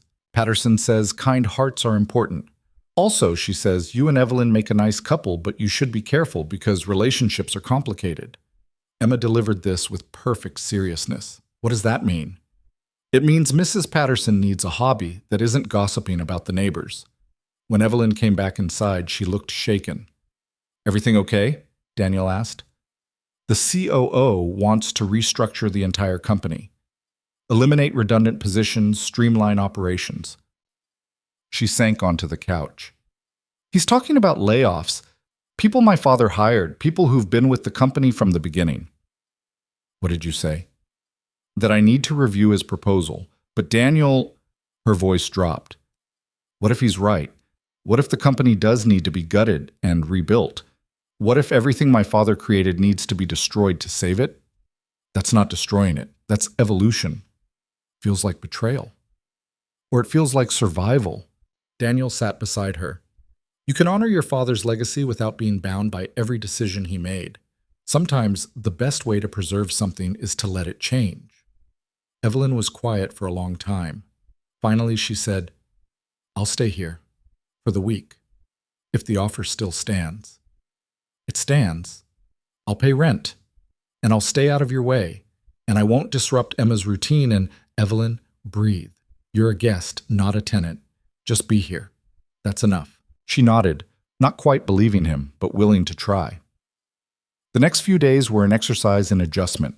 Evelyn worked from Daniel's kitchen table during the day while the asbestos team worked on her house. She took calls on the porch, her voice carrying through the screens as she negotiated with investors and managed her team. At night, she'd help with dinner, clearly uncertain of her role but trying. Emma adapted fastest, thrilled to have Evelyn around. She'd drag her to the living room after dinner to read or play or watch documentaries. Evelyn would sit cross-legged on the floor, laptop abandoned, giving Emma her full attention in a way that made Daniel's chest ache. She's good with her, Mrs. Patterson observed one afternoon when Daniel was checking the mail. Natural, even if she doesn't think so. Emma brings that out in people. Or maybe Evelyn just needed someone to make her remember how to be young. Mrs. Patterson watered her flowers with vigor. That girl works herself to death. Nice to see her smile.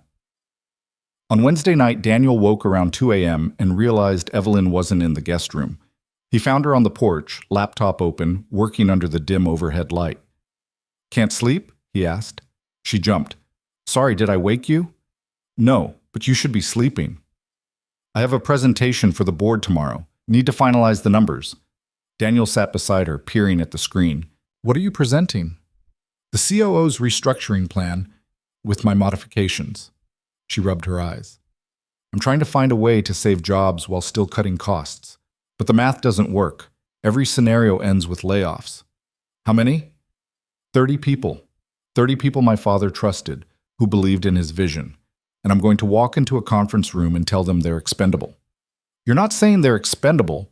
You're saying the company needs to change to survive. That's semantics. No, it's leadership. It's making hard choices to preserve something bigger than any one decision. He closed her laptop gently. Evelyn, you can't save everyone. Sometimes the best you can do is save what you can. My father would have found another way. Your father isn't here. You are. And you're doing the best you can with an impossible situation.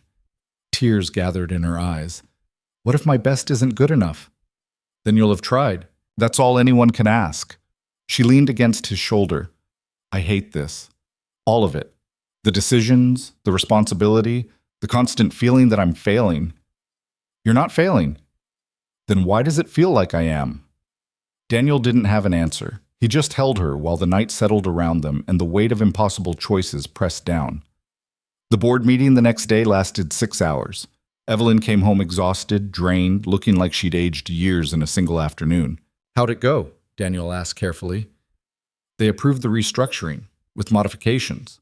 She dropped her bag on the kitchen table. 25 layoffs instead of 30. I managed to save 5 jobs. 5. That's 5 people who still have employment because of you. And 25 who don't. Evelyn, please don't try to make this better. It's not better. It's terrible, and I feel terrible, and I just need to sit with that for a while. Daniel respected the boundary. Okay, I'm here if you need me.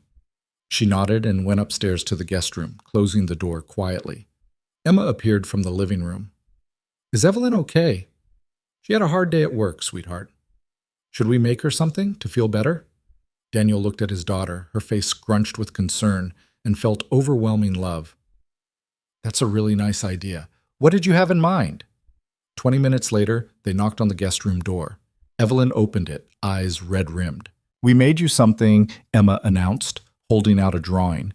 It showed 3 stick figures labeled Daddy, Emma, and Evelyn, spelled wrong but perfectly clear, standing in front of a house under a smiling sun. For when you're sad, so you remember you're not alone. Evelyn took the drawing with shaking hands. She stared at it for a long moment, then sank to her knees and pulled Emma into a fierce hug. Thank you, she whispered. This is perfect. Do you feel better? A little? Yeah. Good. Because Daddy says we're having pizza for dinner and you should come eat with us. Evelyn looked up at Daniel over Emma's head.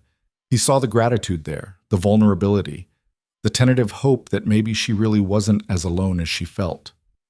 I'd like that, Evelyn said. That night, after Emma was asleep, Evelyn found Daniel on the porch. Thank you, she said, for today. For Emma. For not trying to fix everything. Can't fix everything. Just try to make it bearable. But she sat beside him. I've been thinking about the house. Yeah? When the renovations are done, I'm not sure I want to live there. It's too big, too full of ghosts, too much my father's vision and not enough mine. What do you want? I don't know. Something smaller, maybe. Something that feels like mine. She paused. Is it wrong that I'm considering selling it? The house he bought for his retirement? No, it's practical and maybe necessary.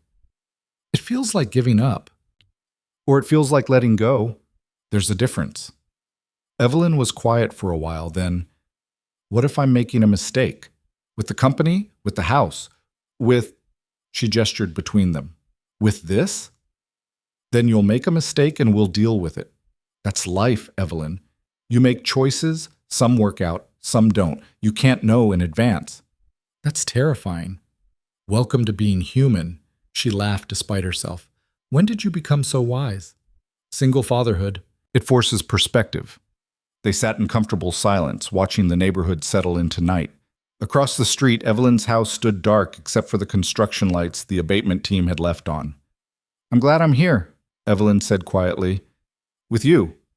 Even though it's complicated and probably too fast and definitely not how I planned any of this. Life rarely goes according to plan. No. But sometimes the unplanned things turn out better. She took his hand. You're better. Daniel squeezed her fingers gently. So are you. And in that moment, sitting on the porch, while their separate worlds slowly merged into something new and uncertain and hopeful, they both believed it might be true. The week Evelyn was supposed to move back to her house stretched into 2, then 3. The asbestos abatement uncovered more structural damage. The contractor found outdated wiring that needed complete replacement. Each day brought a new reason why the house wasn't ready, and each day Evelyn stayed in Daniel's guest room felt less temporary and more like something neither of them wanted to name. On a Thursday morning, 3 weeks after she'd arrived, Daniel was making coffee when Evelyn emerged from the guest room already dressed for work, phone pressed to her ear. "I understand the timeline," she was saying, voice tight, "but I need a firm completion date, not an estimate, a date I can actually plan around." She listened, jaw clenched. "Fine, yes, send me the revised proposal." She ended the call and stood in the kitchen doorway, looking defeated. "Another delay?" Daniel asked, pouring her coffee without asking if she wanted it. After 3 weeks, he knew she needed it strong and black, no sugar. 6 more weeks minimum. They found knob and tube wiring in the walls. The whole house needs rewiring or it's a fire hazard. She accepted the mug. "At this point, I should just burn it down myself and collect the insurance." "You don't mean that." "Don't I?" She sank into a chair. "Every time I think we're making progress, something else breaks. It's like the house is actively fighting me." Emma wandered in, still in pajamas, dragging her stuffed stegosaurus. "Morning, Evelyn." "Morning, sweetheart." Evelyn's whole demeanor shifted, softer, gentler. The transformation was remarkable. "Are you staying for more weeks?" Emma asked, climbing into Daniel's lap. "It looks like it. Is that okay?" "Yes," Emma beamed. "You should stay forever. Then we could have dinosaur time every night." Daniel felt Evelyn's eyes on him, uncertain. He gave a slight nod. "It's okay. I can't stay forever," Evelyn said carefully. "But I'm glad you like having me here." "Daddy likes it too. He smiles more when you're here." Daniel felt heat creep up his neck. "Emma, it's true, you do." Emma turned to Evelyn. "Before you came, he was always tired and quiet. Now he laughs." Evelyn's expression was unreadable. "Does he?" "All the time, especially when you make jokes that aren't funny, but he laughs anyway because he likes you." "Okay, that's enough sharing for this morning." Daniel stood, depositing Emma on the floor. "Go get dressed for school, please." After Emma scampered upstairs, Evelyn looked at Daniel with something that might have been amusement or tenderness or both. "I make jokes that aren't funny?" she asked. "Your jokes are fine. But you laugh anyway because you like me." "According to my brutally honest 6-year-old, yes. She's observant, terrifyingly so." He refilled his coffee. "Evelyn, about the house. If you need to stay longer, I should find somewhere else. This was supposed to be temporary, and I'm disrupting your life." "You're not disrupting anything. I'm living in your guest room, Daniel, working from your kitchen, using your shower. That's disruption. Then stop calling it disruption and call it what it is." "Which is?" He turned to face her fully. "You living here, with us, for however long you need to." Evelyn set down her mug carefully. "That's a big step. We've already taken it. We're just pretending we haven't." "What about Emma? What message does it send if I'm just living here without—" She stopped, clearly uncomfortable. "Without what? A formal commitment? A ring?" Daniel crossed his arms. "Emma already knows you're important to me, to us. The guest room versus my room doesn't change that. It changes things for me." "How?" Evelyn stood, pacing the small kitchen. "Because if I'm just temporarily staying here due to house repairs, I can leave when it's fixed and we can pretend this was always the plan. But if I'm actually living here, if we're actually doing this, then it's real. And real things can fail. They can also succeed. Not in my experience." Daniel caught her hand as she paced past, pulling her to a stop. "What are you afraid of?" "Everything. Failing at this like I fail at everything else. Hurting Emma if it doesn't work out. Losing you because I'm too broken to figure out how to be in a relationship." She looked down at their joined hands. "I've never lived with anyone, Daniel. Never even gotten close. And now I'm accidentally living with you and it feels good. And that terrifies me." "Why does feeling good terrify you?" "Because everything good eventually goes away. People leave. Things fall apart. I'd rather control the ending than be blindsided by it." Daniel pulled her closer. "So your solution is to what? Leave first? Keep one foot out the door just in case? It's worked so far." "Has it?" "Because from where I'm standing, you've been miserable for 2 years trying to keep everyone at arm's length." Evelyn's eyes flashed. That's not fair. It's true. You've been so busy protecting yourself from getting hurt that you forgot how to actually live. And you're an expert on living? You're 32 years old, raising a kid alone, working a job that barely pays the bills. Don't lecture me about life choices. The words landed like a slap. Daniel dropped her hand and stepped back. You're right, he said quietly. I'm not qualified to lecture anyone. I'm just the guy who fixes your house and gives you a place to stay, and apparently makes unfunny jokes that you tolerate because… Why? Convenience? Proximity? Daniel, I didn't mean… No, you did. That's the problem. When you get scared, you lash out. You find the thing that'll hurt most and you use it. He grabbed his keys from the counter. I need to take Emma to school. We can talk later. Daniel, please. But he was already calling for Emma, helping her gather her backpack, ushering her out the door. Evelyn stood in the kitchen alone, her coffee going cold, realizing she'd just sabotaged the best thing in her life because being vulnerable felt more dangerous than being alone. Daniel didn't come back after dropping Emma at school. He went straight to a job site, throwing himself into physical labor because it was easier than thinking about Evelyn's words, about the fear in her eyes that manifested as cruelty, about how much he wanted this to work despite every sign that maybe it couldn't. His phone buzzed repeatedly throughout the morning, Evelyn calling, texting, trying to apologize. He ignored them all. By lunch, Mrs. Patterson had somehow heard about the fight. Saw you leave this morning looking like a thundercloud, she said when he returned home briefly for tools. Trouble in paradise? Something like that. That girl's got demons, Daniel. Hurt people hurt people. Question is whether you're willing to stick around while she works through them. I don't know. He'd never admitted doubt to anyone before. Maybe I'm not enough. Maybe she needs someone who understands her world better. Or maybe she needs exactly what you're offering, and that scares her to death. Mrs. Patterson gave him a knowing look. Fear makes people cruel sometimes. Doesn't mean they don't care. When Daniel finally came home that evening, Evelyn's car was gone. He found a note on the kitchen table. I went to stay at a hotel. You were right about everything. I do lash out when I'm scared. I am keeping one foot out the door, and you deserve better than someone who repays kindness with cruelty. I'm sorry. I'll come get my things when you're not home. Thank you for everything. Daniel read it twice, then crumpled it in his fist. This was exactly what Evelyn did. Run before she could be left. Protect herself by striking first and retreating to safety.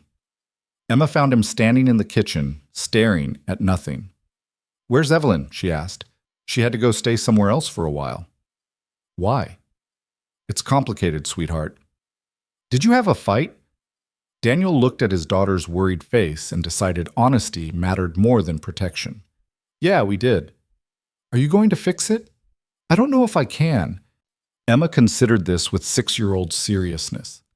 When I fight with Mia at school, teacher Sarah says we have to use our words and say, we're sorry, and try again. Does that work for grown-ups? Sometimes, if both people are willing to try. Is Evelyn willing? Daniel thought about the note, about Evelyn choosing a hotel over staying and working through the conflict. I don't think so. That's sad. Emma hugged him around the waist. I liked having her here. Me too, baby, me too. That night, Daniel lay in bed replaying the fight. Evelyn wasn't entirely wrong. His life was small, measured by most standards. He'd chosen stability over ambition, presence over wealth, simplicity over the kind of success she dealt with daily. Maybe the gap between their worlds really was too wide to bridge. His phone lit up with a text. Not Evelyn. Ron, FYI, Ms. Carter called. Said to halt all work on the house, putting the property up for sale as is. Thought you should know. Daniel stared at the message. She was selling. Giving up on the house. On Portland. Probably on him too. Running back to the safety of her company and her controlled isolation. He should let her go. Should respect her choice and move on. Should protect Emma from further attachment to someone who clearly wasn't ready for this. Instead, he grabbed his keys. He found Evelyn at the Marriott downtown because of course she'd choose the most impersonal corporate hotel available. The front desk wouldn't give him her room number, but he texted and waited in the lobby until she came down. She looked terrible. Eyes red, hair pulled back messily, wearing the same clothes from that morning. She stopped when she saw him. "Hi," she said quietly. "You're selling the house. Ron told you." "Why?" Evelyn crossed her arms defensively. "Because it's a money pit full of bad memories, and I don't want to deal with it anymore." "That's not why. Tell me the real reason." "Because I can't stay in Portland. Because every time I drive past your house, I'll remember how I ruined the best thing that's happened to me in years. Because it's easier to sell and leave than to face what I've done." "So you're running?" "Yes, I'm running. That's what I do, Daniel. I run from anything that might hurt me, that might require me to be vulnerable, that might end badly. And this, us, was always going to end badly because I'm fundamentally broken." Daniel closed the distance between them. "You're not broken. You're scared. There's a difference. I hurt you. I said terrible things because I was afraid, and I hurt you on purpose. You did, and it sucked." He reached for her hand. She let him take it. "But I'm still here." "Why? Why would you, after what I said, why are you here?" "Because I love you." The words hung between them, raw and undeniable. Evelyn's eyes went wide. "You can't," she whispered. "Too late." "I do. Daniel, you barely know me. I know you're brilliant and terrified and fighting battles most people can't imagine. I know you're trying so hard to be strong that you've forgotten strong people ask for help. I know you make Emma laugh, and you take her dinosaur theories seriously, and you cry when you think no one's watching." He squeezed her hand. "I know you're worth fighting for, even when you don't believe it." Tears spilled down Evelyn's cheeks. "I don't know how to do this. How to be loved. How to love back without destroying everything. So we'll figure it out. Together. Messily. With fights and apologies and probably more screw-ups on both sides. What if I keep running? What if every time things get hard, I bolt? Then I'll keep showing up, keep calling you on it, keep believing you're capable of more than fear." He cupped her face gently. "But Evelyn, you have to want this. You have to be willing to try, to stay when it's hard, to trust that I'm not going anywhere." "I'm so scared." "I know, but you're also brave. You've survived things that would break most people. You can survive this too." She leaned into his touch, eyes closed. "I'm sorry for what I said. You're not barely getting by. You're building a beautiful life with your daughter, and I was cruel because I was jealous of how centered you are when I feel like I'm constantly falling apart." "Apology accepted. Now come home." "Daniel, not to my bed, not to make everything perfect overnight. Just come back. Stop running. Give us a real chance." Evelyn opened her eyes, searching his face. "What about the house, the renovations?" "We'll finish them, and then you can decide what to do with the property. But don't make decisions based on fear. Make them based on what you actually want." "I don't know what I want." "Yes, you do. You're just afraid to admit it." She was quiet for a long moment. Then, "I want to be with you. And Emma, I want to figure out how to be part of something instead of always being alone. I want to stop running." "Then don't sell. Don't run. Come back and let's figure this out." "What if I mess it up again?" "Then we'll deal with it, together. That's what people who love each other do." "You really love me? Even after, despite everything, because of everything." He kissed her forehead. "Yeah, I really do." Evelyn broke then, pressing her face against his chest and crying, relief and terror and hope all mixed together. Daniel held her in the hotel lobby while business people walked past and pretended not to notice, and slowly he felt her defenses crack open. "Okay," she whispered finally. "Okay, I'll come back. I'll try. That's all I'm asking." They went back to his house together. Emma was already asleep, but she'd left a drawing on Evelyn's pillow. Another stick figure family, this time with a note in careful first-grade handwriting. "Please come back. We miss you." Evelyn stared at it, fresh tears forming. She's going to be so disappointed when I inevitably mess this up. She's also going to love you through it. That's what family does. Family, Evelyn tested the word. Is that what we are? Getting there, if you want to be. She looked at him, vulnerable and uncertain and trying so hard to believe. I want to be. I'm going to need patience and probably therapy. Definitely therapy. Already planned on both. And boundaries and communication, and Daniel silenced her with a kiss. When he pulled back, Evelyn was smiling despite the tears. We'll figure it out, he said. One day at a time. One repair at a time? Exactly. That night, Evelyn slept in the guest room like before, but she left the door open. A small gesture, but Daniel understood what it meant. No more running, no more hiding, just trying, however imperfectly, to stay. The next morning, Evelyn called Ron and told him to resume work on the house. Then she called her therapist and scheduled an appointment. Then she sat at Daniel's kitchen table and made a list of things she needed to change about her life, her work, her relationship to grief. It was a start. Over the next few weeks, they found a rhythm. Evelyn continued staying in the guest room, but the boundaries softened. She'd fall asleep on the couch with Emma during movie nights. She'd help with dinner, slowly learning to cook basic meals under Daniel's patient instruction. She started working fewer hours, leaving the office at reasonable times to be home for bedtime stories. The change wasn't linear. Some days she'd slip back into old patterns, working until midnight, closing herself off, preparing to run. But each time she'd catch herself, remember her promises, and choose to stay. One evening, about a month after the hotel incident, Daniel found her sitting on the porch staring at her house across the street. The exterior work was nearly done. New roof, fresh paint, structural repairs completed. Thinking about moving back? He asked, sitting beside her. Thinking about what it represents. She leaned against his shoulder. My father bought that house for a future he never got to live. I've been treating it like a shrine instead of a home.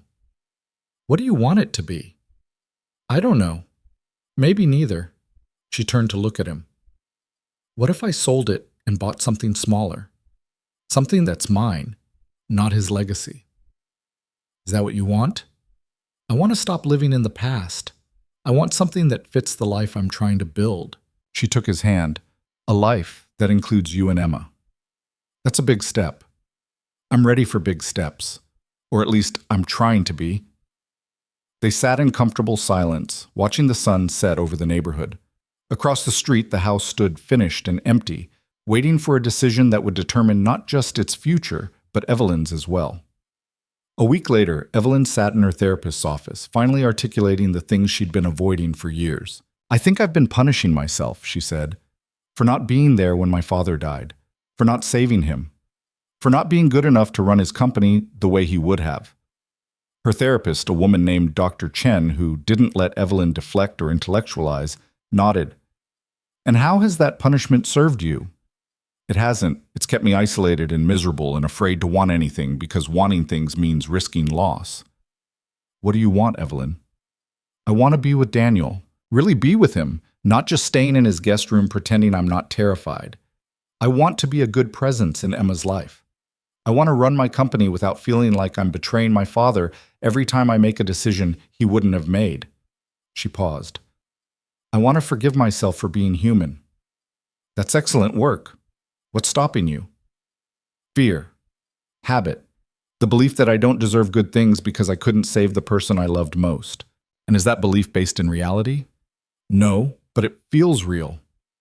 Feelings aren't facts, Evelyn. They're just feelings. You can acknowledge them without letting them control your choices. It was simple advice, but it landed differently this time. Maybe because Evelyn was finally ready to hear it. That night, she came home to find Daniel and Emma making dinner together. Emma was standing on a stool, carefully stirring pasta while Daniel coached her on timing. The scene was so normal, so domestic, so far from the isolated existence Evelyn had built for herself. Can I help? She asked from the doorway. Emma turned, face lighting up. Yes, you can do the sauce. Daddy says it's important not to burn it. I think I can manage that. They cooked together, the three of them, bumping into each other in the small kitchen and laughing when Emma accidentally flung pasta water across the counter. Over dinner, Emma talked about school and Daniel shared a story about a difficult client, and Evelyn found herself relaxing into the conversation, not performing or calculating, just being present. After Emma was in bed, Evelyn found Daniel cleaning up the kitchen. I've been thinking, she said, about the sleeping arrangements. Daniel's hands stilled on the dish he was washing. Yeah? The guest room is nice, but it's not where I want to be. Where do you want to be? With you, properly. Not hiding behind the excuse of temporary housing. Daniel dried his hands and turned to face her. You're sure? I'm terrified, but I'm sure. She stepped closer. I love you, Daniel. I don't think I've said that yet, but I do. I love you and I love Emma and I love the life you're building and I want to be part of it, really part of it. Evelyn. Let me finish. I'm probably going to mess this up. I'm definitely going to have moments where I panic and want to run, but I'm choosing to stay. I'm choosing this. Us. If you'll have me. Daniel pulled her into a kiss that tasted like hope and possibility and new beginnings. When they broke apart, both slightly breathless, he pressed his forehead to hers. I'll have you, he said.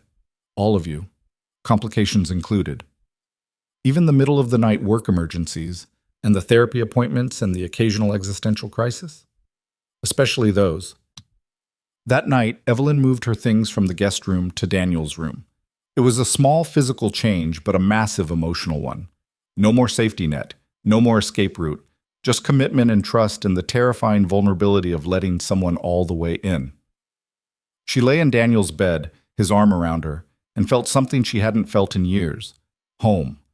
Not the house across the street with its painful memories and expensive renovations. Not the corporate apartment she'd maintained for years. But this small room in a modest house with a man who loved her despite everything and a little girl who'd drawn her into stick-figure families. Thank you, she whispered into the darkness. For what? For not giving up on me. For seeing past the armor. For showing me what I was missing. Daniel kissed the top of her head. Thank you for letting me in. For trying. For staying. Always, Evelyn said, and meant it. Outside, the Portland rain began to fall, gentle and steady and constant. Across the street, her father's house stood empty and finished, ready for whatever came next. But Evelyn was finally ready too, ready to let go of the past, to embrace an uncertain future, to build something new from the broken pieces. Ready, at last, to come home. The morning Evelyn woke up in Daniel's bed for the first time, sunlight streaming through curtains that didn't quite close properly, she experienced something unfamiliar, contentment. Not the adrenaline-fueled satisfaction of closing a business deal or the hollow relief of surviving another crisis, but actual peace. Daniel was already awake, watching her with a soft expression. Hi, he said. Hi. She stretched, feeling muscles relax that had been tense for years. How long have you been awake? A while. Didn't want to move and wake you. That's very sweet and slightly creepy. He laughed. Welcome to morning, Daniel. I have my moments. They were interrupted by small footsteps in the hallway, then Emma's voice calling out, Daddy, is Evelyn still here? Daniel called back. She's still here, sweetheart. The door cracked open and Emma's face appeared, cautious and hopeful. Really? Evelyn sat up, pulling the blanket around her. Really? Is that okay? Emma's face split into a huge grin. She launched herself onto the bed, landing between them. Does this mean you're staying forever now? Emma, Daniel started, but Evelyn cut him off. It means I'm staying for as long as your dad and I can make this work. And I'm going to try really hard to make it work. Good. Emma snuggled against Evelyn's side with the complete lack of self-consciousness only children possessed. Because I like you being here. You make good pancakes now, and you know all the best dinosaur facts. High praise, Daniel murmured. They made breakfast together, the three of them moving around the kitchen in a dance that was becoming familiar.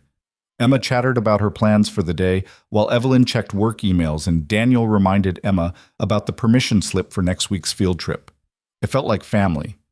Real, complicated, imperfect family. Later that morning, after Emma left for a playdate, Evelyn received a call that changed everything.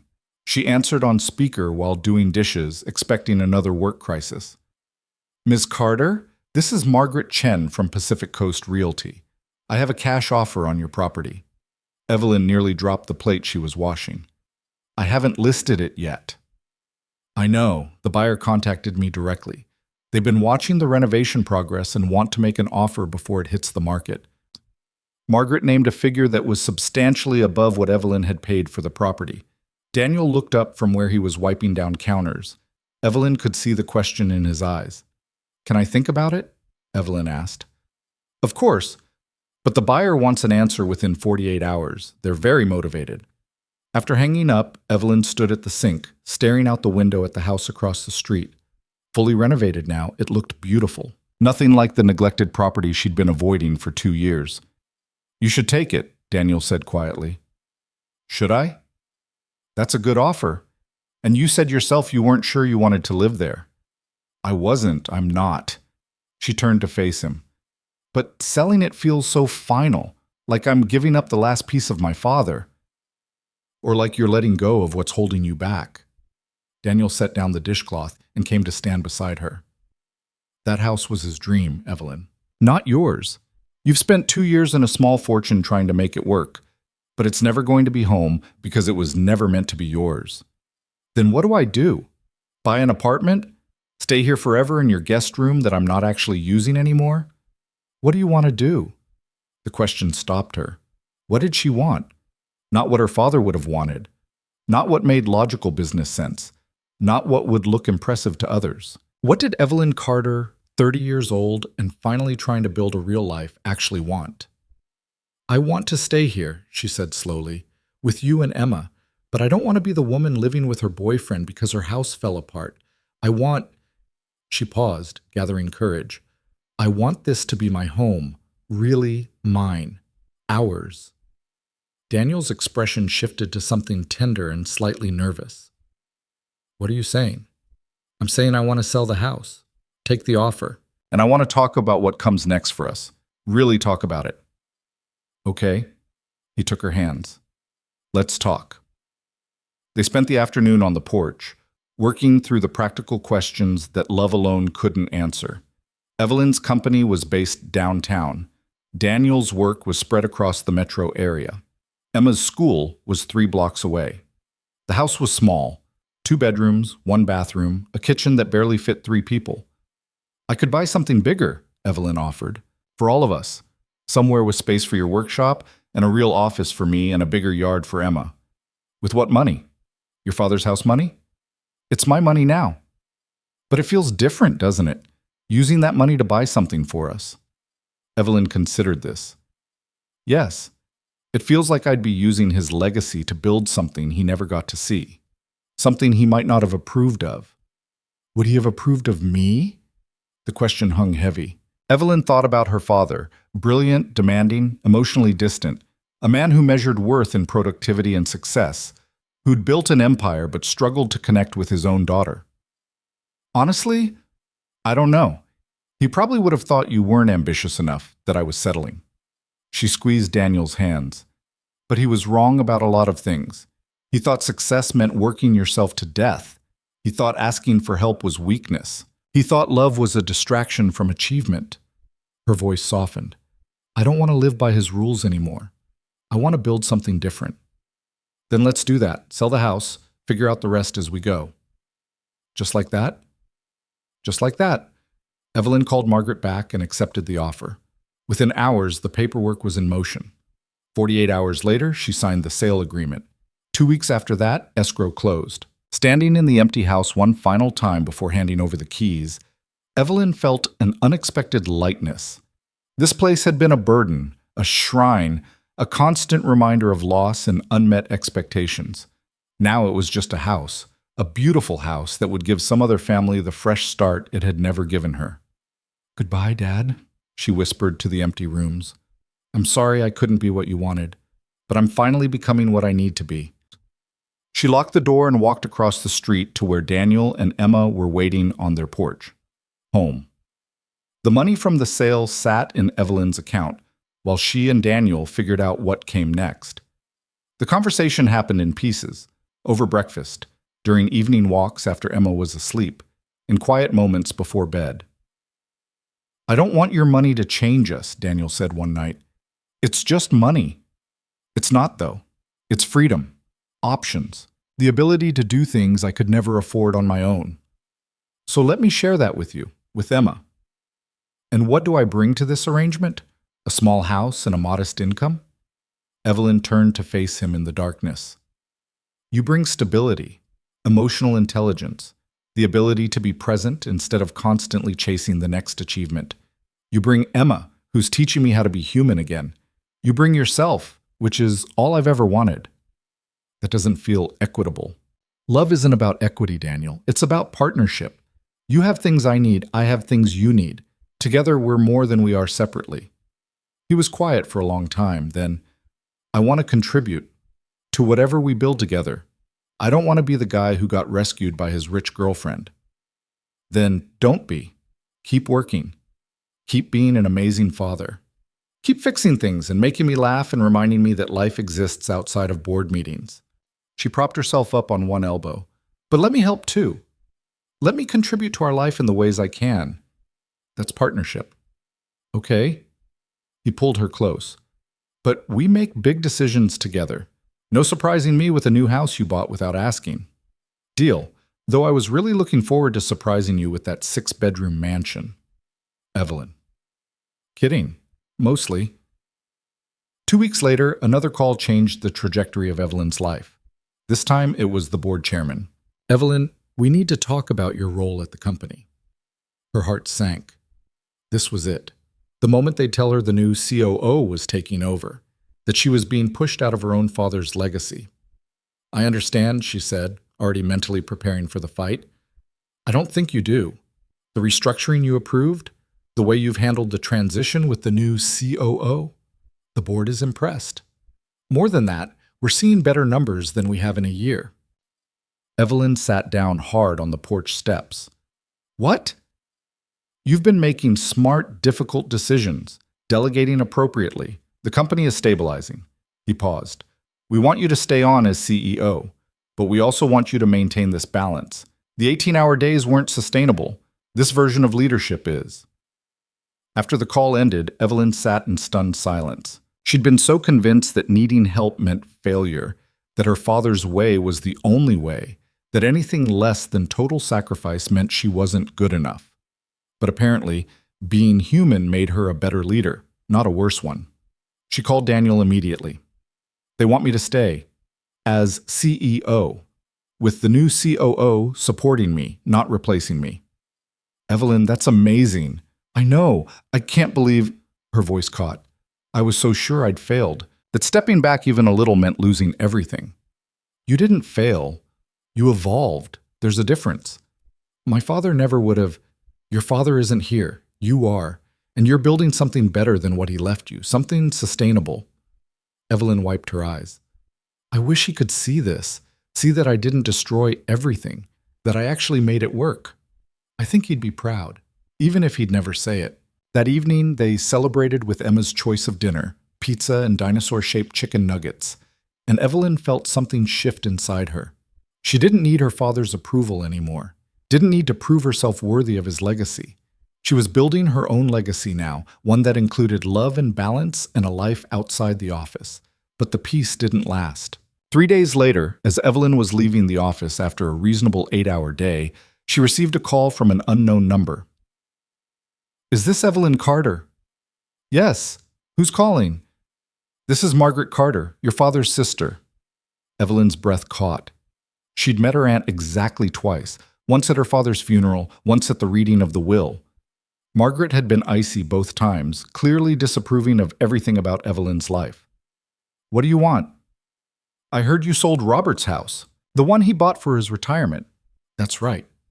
Without consulting family, without considering what he would have wanted. He's dead, Evelyn said bluntly.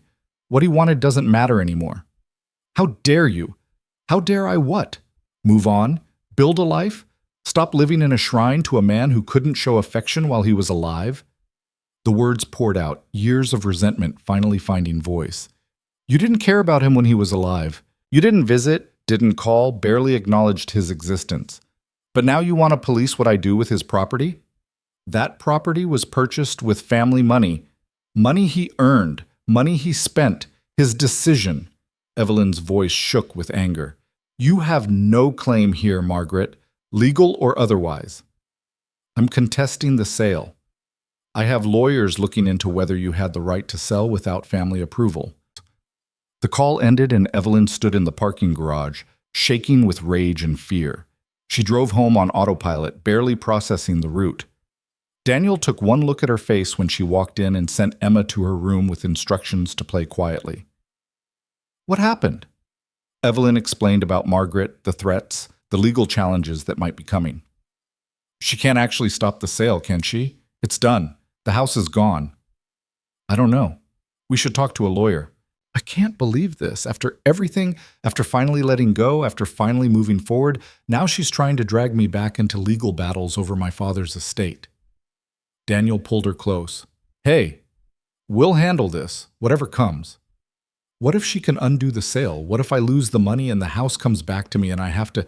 Stop, you're catastrophizing. Let's find out what the actual legal situation is before we panic. The lawyer they consulted the next day was reassuring. Margaret had no legal standing. The house had been solely in Evelyn's name, the will had been clear, and the sale was completely legal and binding. She might make noise, the lawyer said, but she can't actually do anything. The property is sold. Evelyn should have felt relief. Instead, she felt exhausted. Why is she doing this? Grief makes people act in strange ways, the lawyer suggested diplomatically. But Evelyn knew better. This wasn't grief. This was Margaret seeing an opportunity to hurt someone she'd always resented, her successful niece who'd inherited everything while Margaret got nothing. That night, Margaret called again. Evelyn let it go to voicemail. Then she listened to the message. 5 minutes of vitriol about disrespecting family, betraying her father's memory, choosing a nobody contractor over her own blood. The words about Daniel stung most. Not because they were true, but because they echoed Evelyn's own fears. That she'd made the wrong choice, that Daniel's simple life wasn't enough, that she was settling. Daniel found her on the porch, listening to the message for the third time. Evelyn, don't. Don't what? Don't let her poison this. Don't let her make you doubt what we have. She called you a nobody, said I'm wasting my life on someone beneath me. And do you believe that? No, but Evelyn's voice broke. What if she's right? What if I'm throwing away everything my father built for what? Love, happiness, a life that doesn't revolve around work? Daniel's voice was sharp now. If that's throwing it away, then your father's legacy wasn't worth keeping. Don't talk about him like that. Why not? He's dead, Evelyn. He doesn't get a vote anymore.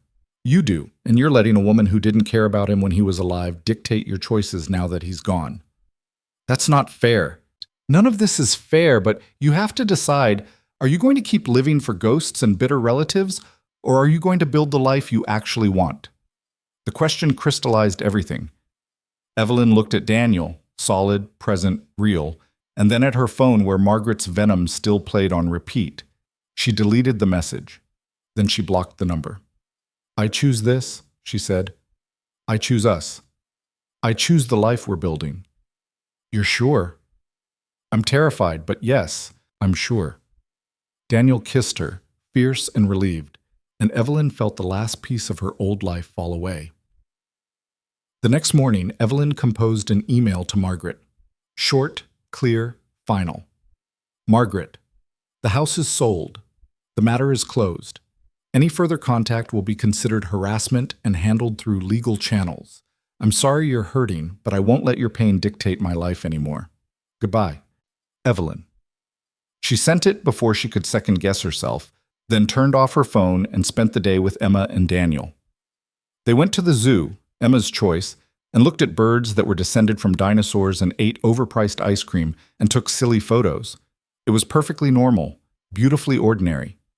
Everything Evelyn had been missing while she chased her father's impossible standards.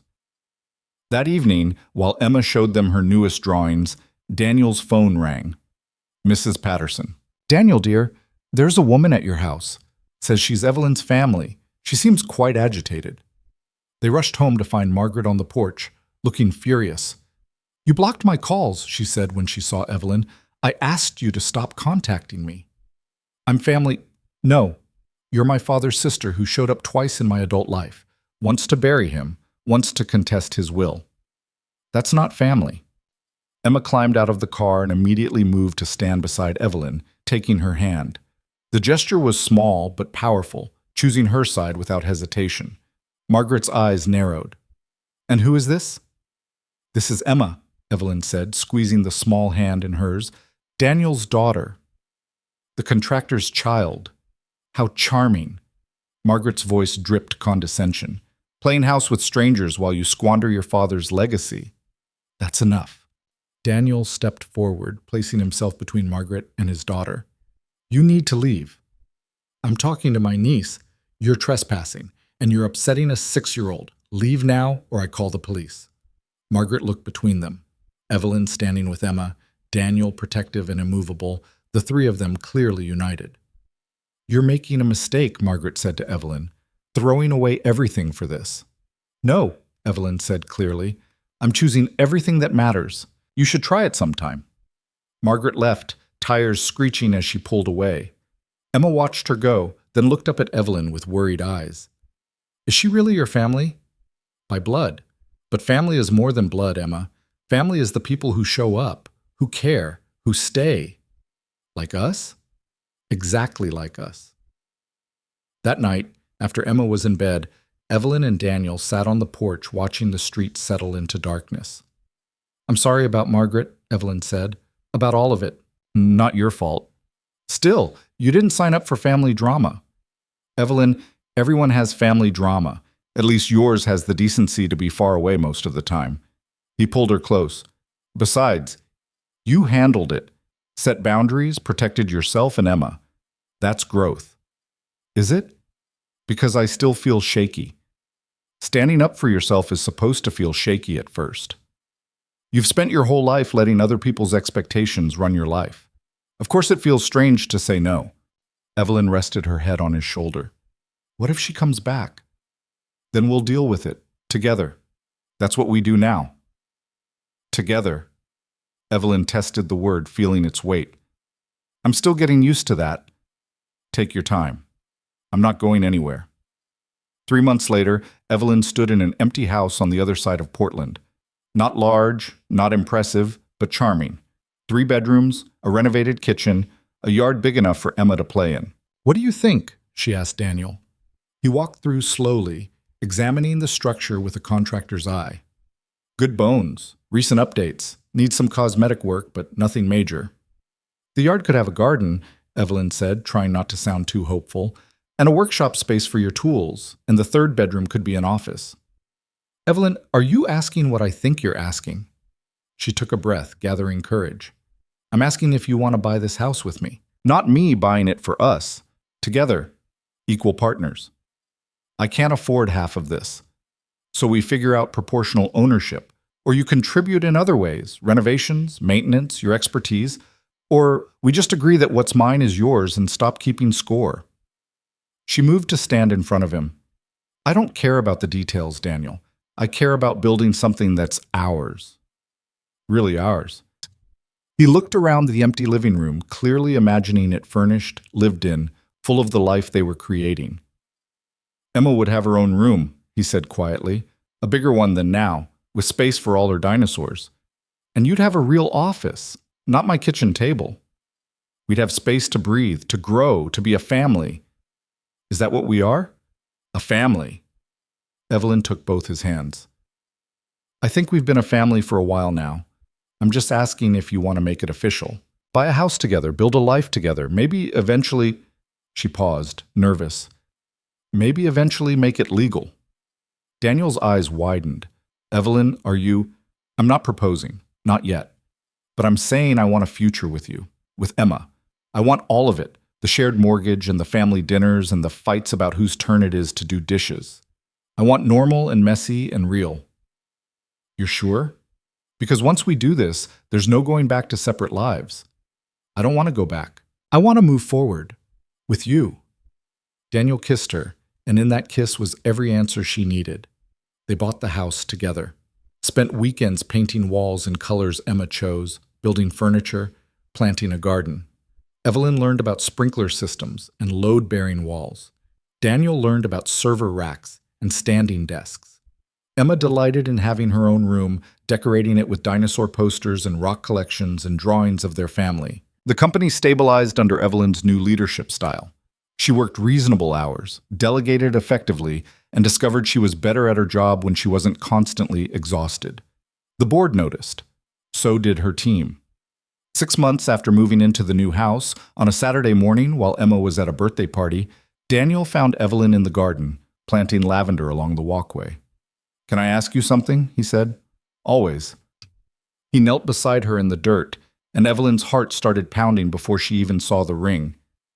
"I know you said you weren't proposing yet," Daniel said. "But I am, because every day with you makes me more certain that this is exactly where I'm supposed to be. You've changed everything, Evelyn. You've made my life bigger and fuller and infinitely more complicated, and I love every second of it." Tears were already streaming down Evelyn's face. "You've shown Emma what strength looks like, what intelligence and vulnerability and growth look like. You've shown me that it's possible to build something new from broken pieces, and I don't want to wait anymore to make this official." He opened the box.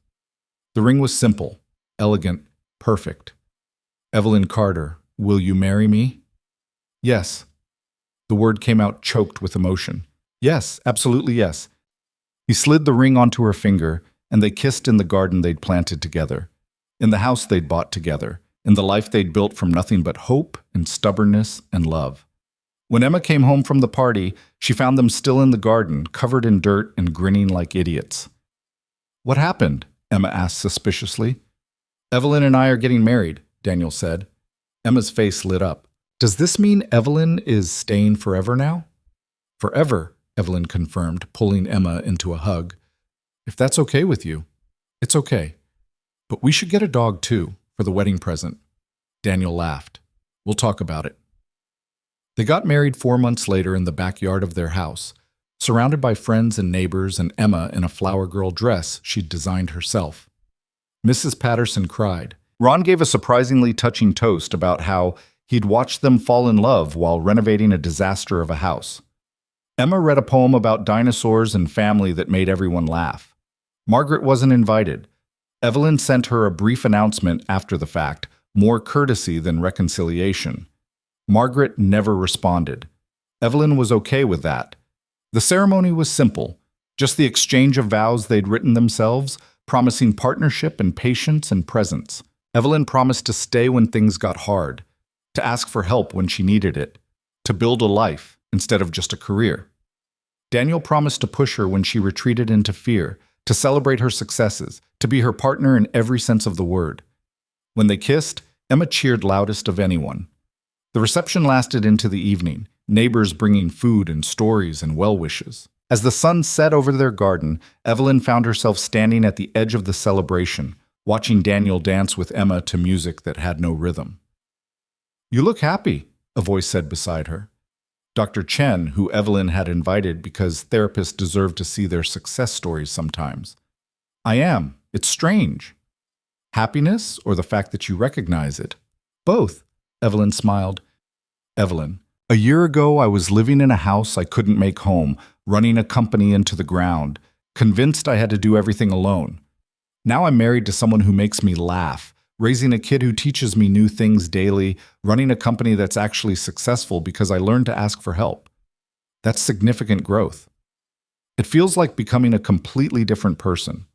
Not different, just more yourself. The person you would have been all along if you'd had permission to be vulnerable." Daniel waved at her from across the yard, Emma on his shoulders. Evelyn waved back, feeling her heart expand with something that no longer scared her to name. Love. Family. Home. All the things she'd thought she didn't deserve, didn't need, couldn't maintain.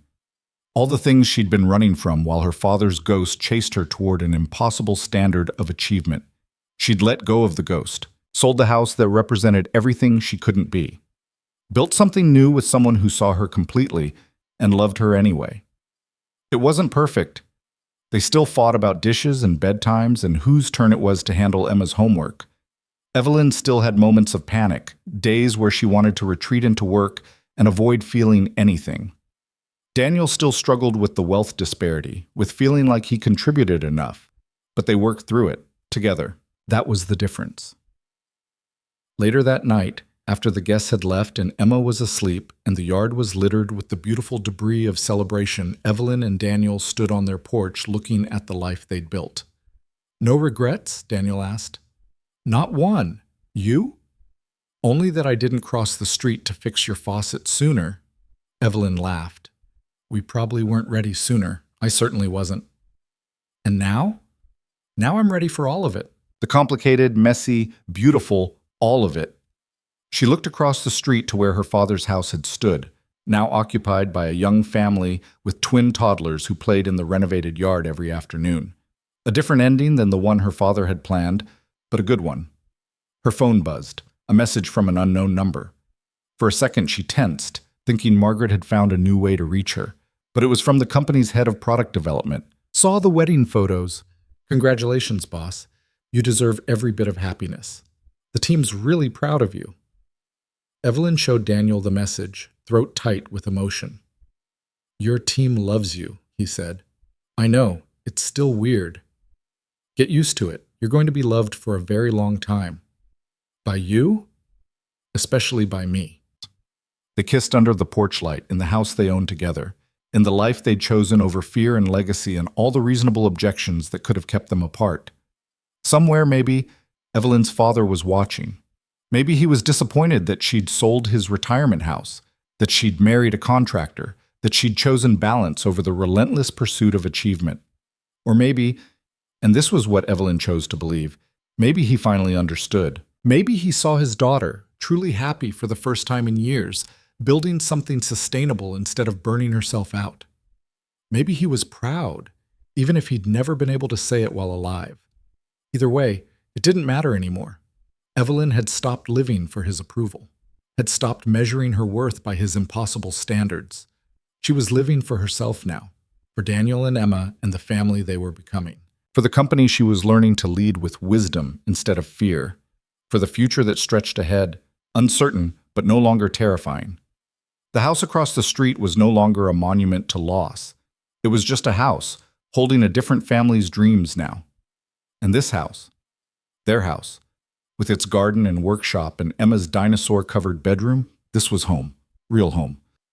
Real. The kind built not on legacy or obligation, but on choice and love, and the daily decision to keep showing up for each other. Evelyn had spent 2 years letting no man inside her house, protecting herself from connection and vulnerability and all the ways love could hurt. Now she understood the truth her isolation had hidden. Yes, love could hurt, but it could also heal, could transform, could take a woman who'd forgotten how to live and teach her, slowly and patiently, how to be fully human again. Daniel had fixed more than her faucet. He'd fixed the broken belief that she had to carry everything alone, that asking for help meant failure, that love was a luxury she couldn't afford. And Evelyn had fixed something for him too, the belief that his life was too small, too ordinary, too limited to matter. She'd shown him that a presence was more valuable than ambition, that the life he'd built with Emma was extraordinary in its love and stability. They'd fixed each other. One repair at a time, one conversation, one fight, one moment of vulnerability at a time. The night air was cool, carrying the scent of lavender from the garden. Inside, Emma slept peacefully, secure in the knowledge that both her parents were home. In the morning, there would be breakfast and cartoons, and probably an argument about whether velociraptors or stegosauruses were superior dinosaurs. In the morning, Evelyn would go to work and make decisions that balanced profit with people. Daniel would finish a renovation project and pick Emma up from school. They'd meet back here, in this house, and make dinner together and fight about dishes and fall asleep tangled together. Ordinary life. Beautiful, complicated, messy, perfectly ordinary life. Evelyn had spent so long chasing extraordinary that she'd forgotten ordinary was the goal all along. What are you thinking about? Daniel asked, pulling her closer. How far we've come. From that first day you fixed my faucet to now. It's been quite a journey. The best kind.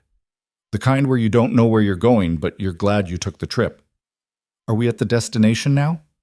No. Evelyn smiled up at him. I think we're just getting started. And somewhere in the distance, thunder rumbled, another Portland storm rolling in, bringing rain to nourish the garden they'd planted, the life they'd built, the future they were growing together. Evelyn wasn't afraid of storms anymore.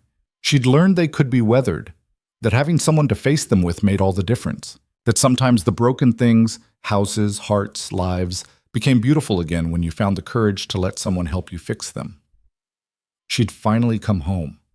Not to a house her father bought, not to a guest room where she could keep one foot out the door, but to a life she'd chosen, a family she'd built, a love she'd earned by learning, finally, to be vulnerable enough to receive it. The rain began to fall, gentle and steady, and Evelyn and Daniel stood together on their porch, watching it come, ready for whatever storms or sunshine tomorrow would bring. Together. Always together. That was the promise they'd made, the life they were living, the future they were building, one small repair, one brave choice, one moment of love at a time. And it was enough. More than enough. It was everything.